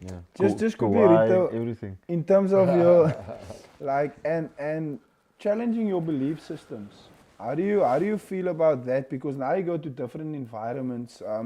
Because even with a mall, I mean, you all that's something the Stormers got a while, and I mean you've shared the story. But so just in terms of that belief system, things that you were used to doing, and now you have to change. How do you handle that, or how do you address that to say, listen, what I've been doing, it's maybe not working as good or sufficient. I need to change this. Yeah, look, it takes a lot of self-awareness, and yeah, like the mall, we had to dismantle it. Wow. So you threw it out and you literally built it from scratch. We had to dismantle it, and we had to mold in a way that is not really used in South Africa. Wow. Because we're playing in a different competition. 100%. Yes, correct. The refs were blowing it differently. Sure. And the teams were stopping the malls. The first tour we went, we didn't even make 3 mauling meters. Yeah. It was tough because the way they were allowed to jump across, you know, and the refs, And the double banking, everything. It was like, guys, we're in trouble here if we don't evolve. And what I did, so it comes back to, like, then how do you sell it? Because the Springboks still more that way, but the referees there monitor it a little bit better. Yeah. And you get pinned if you jump across, or if you come early, you push your hips. So they don't have to change. They still have a very good move. Now, how am I going to convince a Springbok player To mold differently. to mold differently? You know? And it goes back there. I always tell people, like, it goes back to, if you've watched The Wolf of Long Street, that movie, Leonardo DiCaprio gets into this office. These guys, it's a small business. They're struggling, man. They're selling small stocks and it's not really working. They sell 1 a week and stuff. And he comes in and he sells 2 in like 5 minutes. And I just remember him, it's a movie. But the lessons I learned there, in how he sold himself. He's confident, knew what he was talking about, and he sold it. And that's the same approach. Like, now I'm gonna sell this to the Springboks. Not even the Springboks, just an experienced guy. Yeah. Brock Harris maybe, who's molded a particular way for a very long time. Sure. How must I sell that to him? And the nice thing, you've got to be smart, man. You go to those old dogs first, like, hey, man, What do you think? we're struggling with this. I've got this idea, but what do you think? And most of the time, it's like, geez, that's a smart idea. You know, Nietas, he's a guy I go to a lot. Neertling for For sure. years. Smart guy. Studied psychology. He'll listen. And he's a prop. Attentively, yeah. He's smart. Nietas, I'm thinking of this plan. And most of the time, it's like, wow, let's do it. Let's do it. You've got to find ways to sell your ideas, man. I think you've mentioned this as well. So when you somehow sell it to the players, when you get to the training field, there's 3 or 4 coaches that's doing that. Just a question here from Gary McKibbe. Really nice chat, gentlemen. Coach Rito, much respect to you. Wonderful work you're doing at the Stormers. My question to you is, how did quantity surveillance help, or QS, help shape your coaching philosophy? Yeah. See, the thing about QSing, it's like everything is numbers, right? And numbers don't lie. And every single number matters. So the detail that you have to have in order to be a good QS teaches you the importance of the detail in other sort of sectors. You know, if you're building a house and there's a plan and the house requires 20,000 bricks, you can't order 19,098. The house won't be complete. Sure. You know, you have to know exactly the quantity of cement that you need, the quantity of stone. So that the QSing part of it is like the attention to detail. That's what it teaches you. You know, if you carry that, and I don't like being heavy with it, but when I'm by myself, when I put that head on, it helps me pick up small things, because at the end of the day, boys, success or a good match or a good line out or a good scrum is a whole lot of small things done really well. And that's quantity surveying. And it's obviously about the repetition, the consistency. Thello, you've got an email there? Yeah, email. 2 emails. First one is from Enrico. So he's basically asking, so what do you suggest the coach does to keep his players motivated? And he's talking about from a club coach perspective where guys work all day, then they gotta sacrifice their time in the evenings to rather be on the field than to be at home. How do you keep a player like that motivated? Yeah. See, the interesting thing about club, like I know club really well. You know, like I can challenge a lot of club rugby coaches because the reason why I say that, you know, not to sound arrogant, I've coached in the Super League A, I've coached in the Super League B, Super League C, and in the zones with the CPUT. So I understand, like, you know, I understand the different levels of club rugby. And the challenges that goes with it. Yeah, and I've played, and I've had teammates that work. I was a student when I was a player. I've had from a guy who's a lawyer to a guy who's a laborer or a guy who has to go work night shift after training. I totally understand that.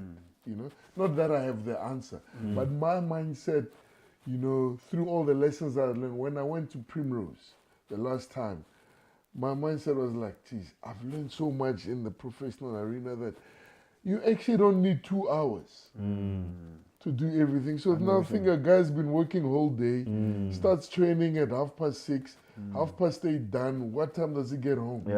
So I took my expertise and I'm like, how do I compress a training session to 60 minutes, maximum 75 minutes? And when I got to Primrose, there was a lot of resistance. Like, guys have to train long. Like, no, you don't. That's, you know, there's always that thing of coaching. Like, if you look at our rugby games, rugby is 80 minutes long, but we're actually general ball in place 36 minutes. You know what I mean? And that's on a high level. Yeah. 36 is a lot. At club it's less because if you play, Stop, they kick the ball out, you're waiting for the ball to go be picked up, the ref hasn't stopped the clock. So now you're playing for 36 minutes, right?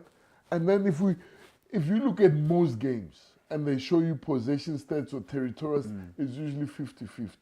So if we look at possession, let's say it's 50-50, so it means 50% is defense, 50% is attack. So technically, if my maths is good, it's like 18 minutes of attack, 18 minutes of in the defense. 36 minutes of In ball the in play. 36 minutes, right? And then if you look at rugby and you try to look at it like a QS, quantity surveying point of view, you divide that 18 minutes by 15. Correct. That's per player. So you're like, okay, 18 minutes with the ball, you divide it by 15, it gives you 1 minute, 2 seconds per player to have the ball. Then the question is, if the numbers are saying on average you can have the ball for 1 minute, 2 in the whole minutes, game. what are you doing for the rest of the time? What are you doing? And then you realize that even training, if you go to club training, if it's a 2-hour training, maybe we train for 20 minutes. If it is so much. You know what I mean? You train for 30 minutes, 40 minutes. And the coach speaks for 30 minutes Yeah, at a time. because there's a lot of chat and stuff like that. So what I did, I cut the time and I cut talking time. You know what I mean? Monday, yes, there would be a lot of talking, a lot of walkthrough. Scrum sessions. You scrum in the preseason. In season, 5 minutes, you're done.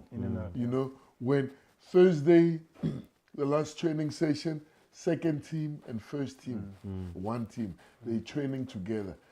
Live scrums we play, two-handed touch, high intensity, every line out, link time has to be like 10 seconds. Correct. From the kickoff to the line. Everything has to be between 10 and 20 But 10, seconds. 10 seconds, 20 seconds, I mean, guys struggle. Like, I see No, it. but you've got to train it. The guys at Primrose, the guys didn't struggle because we did that every single week. Even though there was slight resistance to training that way. It's different, but you know what? But it's a mindset. On It's a a mindset, Thursday, we train 40 minutes. And there we chase 30 minutes ball in play.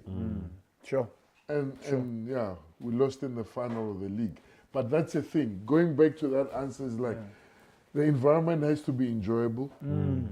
You mustn't feel like you've got time to miss home. Involve the families. You know what I mean? And make training efficient. You know what I mean? Sure.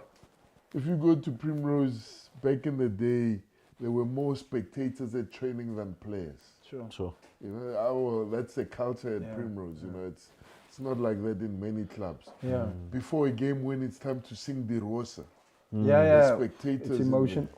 there. Sure. That's probably like, you know, I've played professional rugby. You know, I've traveled the world a little bit. You know, I've coached and played in great stadiums, but very few things can compare to being in a change room, Sure. in a Primrose change room. What's the song? Rosa they sing, the eh? Rosa, yeah. Very few. It's like, I always tell people, like, guys, you've got to experience that before you die. You know the other email you've got there? So I think it's Rito's friend here saying, Rito, ever thought about possibly the possibility the mayor of Piketberg. taking a short stint overseas, being it for a super club in Europe, Australia, or even nationally, a tier 2 country in the coming years? Thoughts? So Redcliffe, yes, this is a guy I was speaking, a good friend of mine. 2 oaks from Piketberg. 3 actually was Redcliffe, another guy called JB, and Wani. Like, obviously I came from Guyana now. I'm starting to meet other guys in Cape Town. So these guys, I come from sort of, well, my dad didn't drink and I didn't drink. But these oaks, they took me to the pub at UWC during school hours to the barn, you know? Hey man, they took me to the cleaners. But these guys, Redcliffe and JB used to come watch me play rugby, like, Nice. you know, when I was useless. Yeah. And when I was good. When you got relegated. Yeah. But yeah, he's been a good friend for a long time. We haven't seen each other in a long time, but, you know. So will you what's think your of thoughts there? About what? coaching overseas? A short stint? Yeah, man, at the moment I'm enjoying coaching at the Stormers. As Dobo calls it, it's a project, right? There's nice guys, you know. The sky's the limit there. You know, like, we've got big dreams, you know, like, as much as we lost that final, we've got bigger dreams. Yeah. And everyone, I'm committed to chasing that dream. The team is committed to chasing that dream. It's going to get bumpy along the way. But my main focus now is, you know, making Cape Town smile, inspiring people, you know, making people come, inspiring them to come to the stadium. Correct, yeah. And JP helping other coaches while I'm in Cape Town.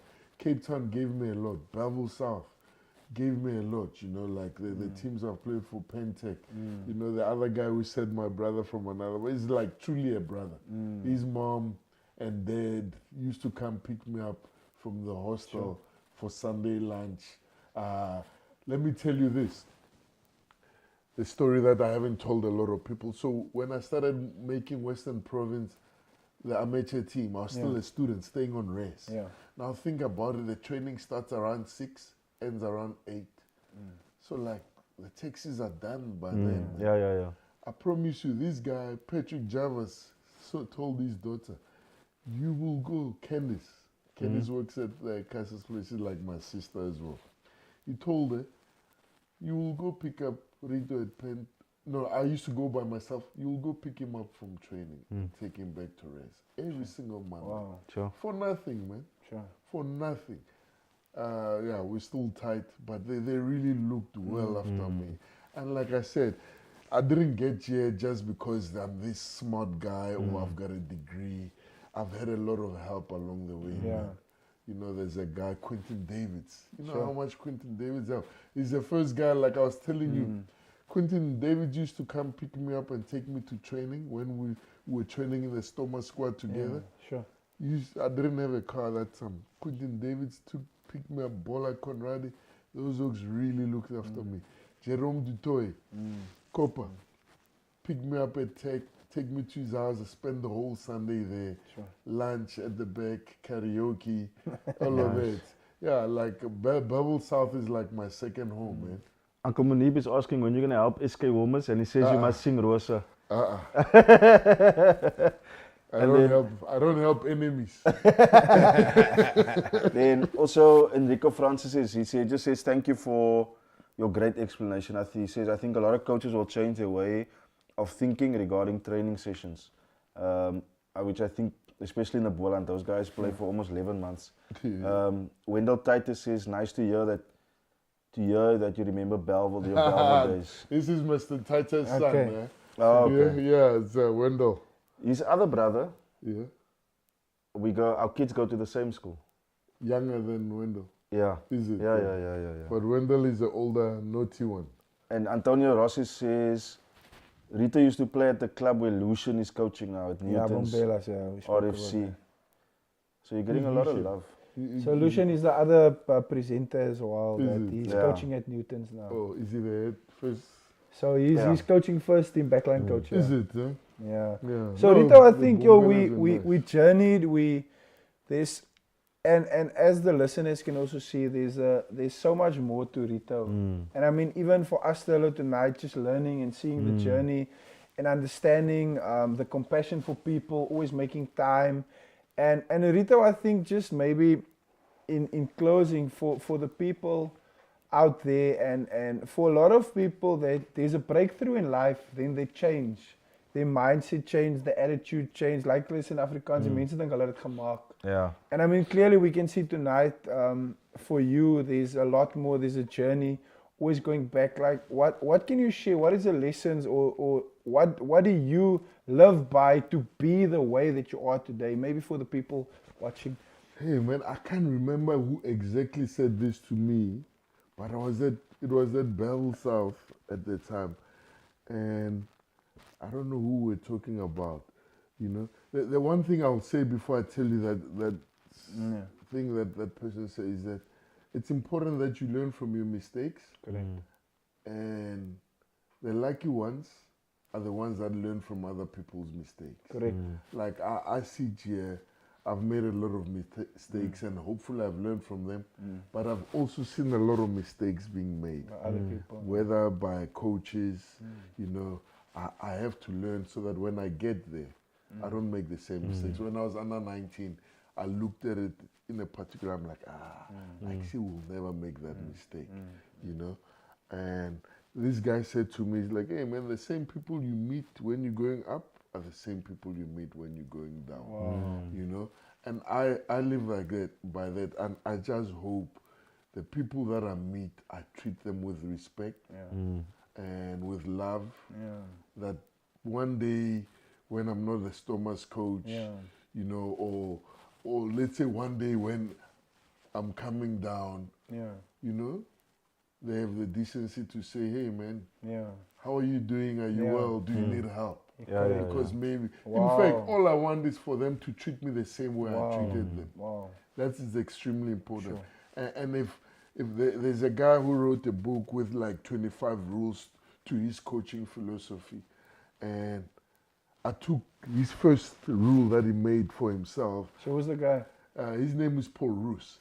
He coaches AFL. It's a sport, Australian sport. I follow it because the way they coach is quite unique. It's fast, high intensity. So I studied it a lot. So the first thing he said in his notes is like, treat people as you would want to be treated. Correct.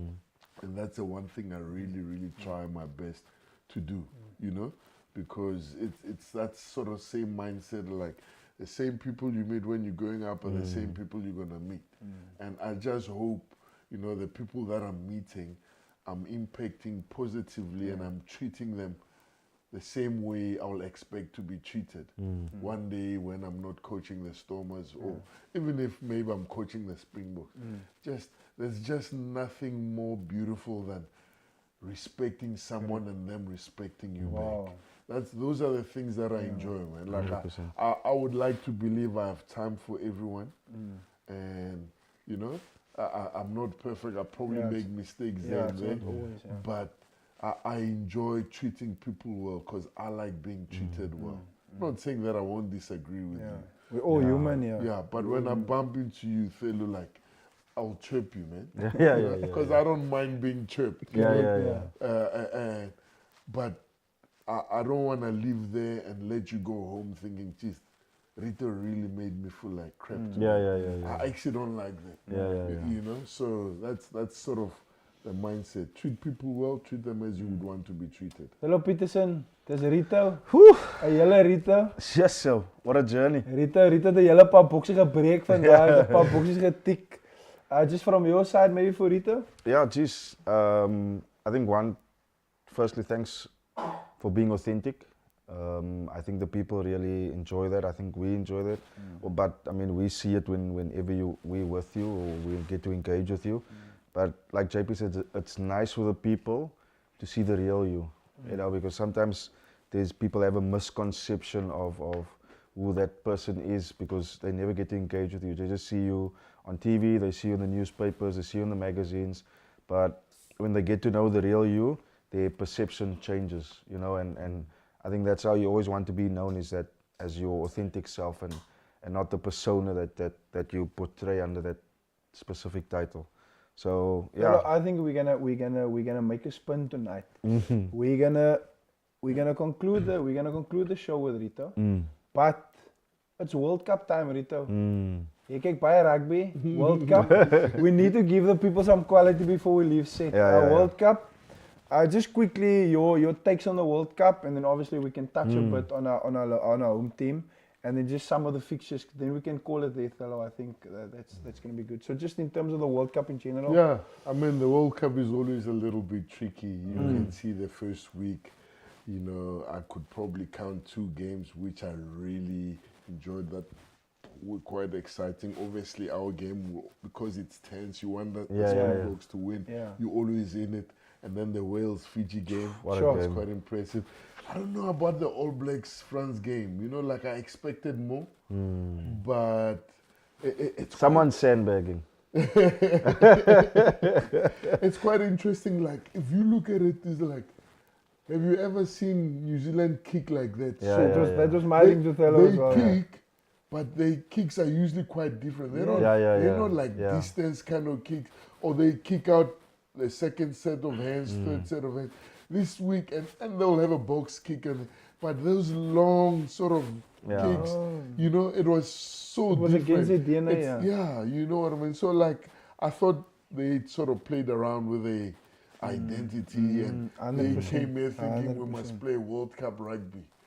Whereas if you look at the Springboks, man, it's exactly what you expect. Now with money there's just a little bit of unpredictability. Bit of X factor. Because if know you what take I mean? it back, Steve Hansen, and this was your words as well, what's going to win you the World Cup? Running rugby. And the other All Blacks come, they kick everything away. And with money, different space. Who said running rugby is going to win you the Steve World Cup? Hansen, attacking rugby is going to win you the World Cup. I would beg to differ with that. Huh?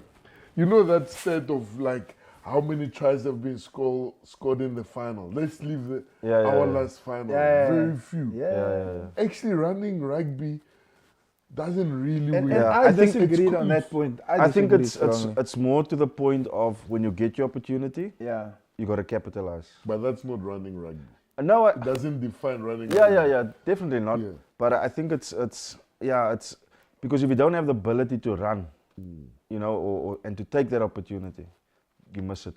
Yeah. You know what's interesting is like people sort of underestimate like a transition, like a kick return when a team kicks back. You know? To counter. They count the countering opportunities. You know, New Zealand is usually quite good with that, but instead they sent it back the whole time. Yes. You know, we've got a contestable kicking game. It's like everything must be a contest. You know? And now we don't just kick the box kick because the teams have become so good in escorting. There's 4 guys blocking the catcher. You can't contest. You can just make a tackle. So we'll pass it to Mani.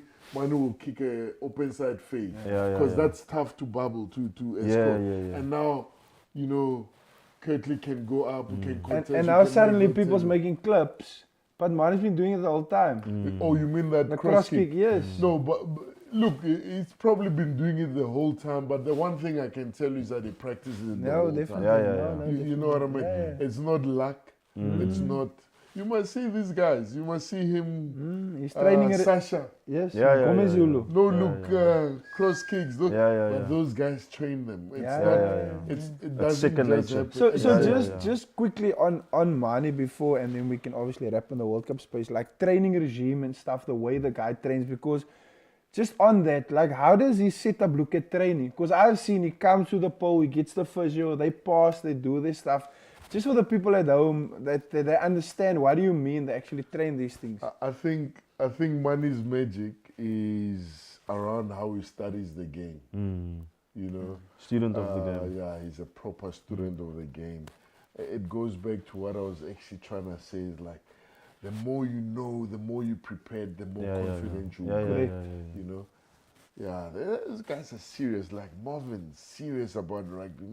Marvin, like, you know, we won the Shield the first year at Scarlets. You know, yes, the first international sort of trophy. It was just the Shield. And we still had games but we won the South African Shield. Obviously, we celebrated. We're in a foreign country. We scored at the end. And now we're doing like a lap of honor. Hey man, I'm looking for Marvin. I can't find this guy. Like, I go to the change room. This guy's already in the ice bath. I'm like, bro, come enjoy it. He's like, coach, job's not done. Job's not done. This guy wants to win the URC. We won it. He wanted to win it. That's how hungry he was. Recovery, massive. Mane, Marvin, those guys, they never leave the field without making sure they're in the ice bath or their massage and stuff like that. Thursday, they've got their all-day skins and they're not doing a lot, you know. And then Friday afternoon, haircut day, fresh cut Friday. Just quickly, the World Cup fixtures. Let's just quickly run through this before we wrap up the fixtures for this. That's what tomorrow is. Tomorrow, France, Uruguay. That will be a walk. Our neighbors are going to have a tough encounter, I think. Alistair is geluk. Alistair and Matt is also in the mix there. Baron Peterson. Samoa, Chile. Saturday, first game Saturday. Wales, Portugal. Island, Tonga. So Rito, Island, Tonga, what's happening there? Oh, it's going to be brutal. Yeah. It actually serves us well because that's going to be an extremely physical game. Ireland will win, but there'll be a lot of sore bodies there. South Africa, Romania. Four scrummers. Hey man, sure. Grant Williams is fast, boys. Yeah, he's got pace. He can catch a high ball. Faf and Jaden on the bench. Yeah. Geez. No, it's tough out here. It's gonna be interesting. But I think Sunday's games are possibly the most games you want to watch over the weekend. Australia, Fiji, that's massive. Sure. Fiji have to win. The Eddie Jones factor. Oof. The Eddie Jones factor. And then England, Japan. I don't think Japan are the team that they were in 2015 and 2019. But they'll put up a fight. They'll put up a fight. But the thing is, Japan is going to bring tempo. Japan is going to bring tempo. If you look at England, the kicking game was good. But if they must chase shadows, what is England going to do? That will be interesting for me to see, because England, I mean, Argentina didn't pitch. Argentina just didn't pitch. England kicked all those drop goals and they won there. But England has been struggling the whole year. And I think if Japan can get some tempo up there, just putting it out there. Yeah, let's see. But they are not the team that they were in 2019. Yeah. I totally definitely. agree. So that's the World Cup fixtures. Thelo, I think. Oh, there's a there's a team. You can run us through it. Yeah, I mean, Ox, Bongi, Vincent, quality front row. Sean Klein coming to the party quite nicely. I think his time at Munster has helped him a lot. What do you think about John Klein, just for the people out there? It was good. I rated him before he even left. Good player. And they got three fetchers in that loose trio. Sure. Van Staren, Smith and Vermeulen. Reinach, Nippy. Another speedster. Yeah. Another speedster. Damien on 10, Makazole. I'm loving the new Andre Esterhuizen. Yeah. Brings a lot to the party, a lot of creativity. That left foot. Landbouw 13. Mr. Moody, Grant Williams and Oom Willie. Sure. And then Dion Fourie on the hooker berth. So apparently, Rito, is it true that Malcolm Marx got injured in training? Is Joseph going up? I don't know, man. I saw Joseph today. So we'll I don't see. know We about have the to watch training. the. We'll have to watch the tabloids. And then Steven and Trevor, and then Archie, Jasper, Jaden, Faf, and Jesse. Sure. So Faf is Interesting. probably covering fly. Fly-off. Yeah. Yeah. Faf is a footballer, boys. Yeah, he's a baller. He's a baller. He's He'll be definitely a alright. baller. Catch pass. He'll be a baller. Andre Este's in there. Taking Press it it up. up. You know? But Kaden off his shoulder. So turning the the one question is, I think, if Estesen gets injured, then what? But you've Isn't got Damien Jesse as Kriel well. there? But then, yeah, Damien can play 12. Damien can play 12. There's Jesse Kriel there as well. Yeah, imagine having 3 scrummers on You the know field. what will be cool? If Faf comes on, fly off, and then now there's 3 scrum offs.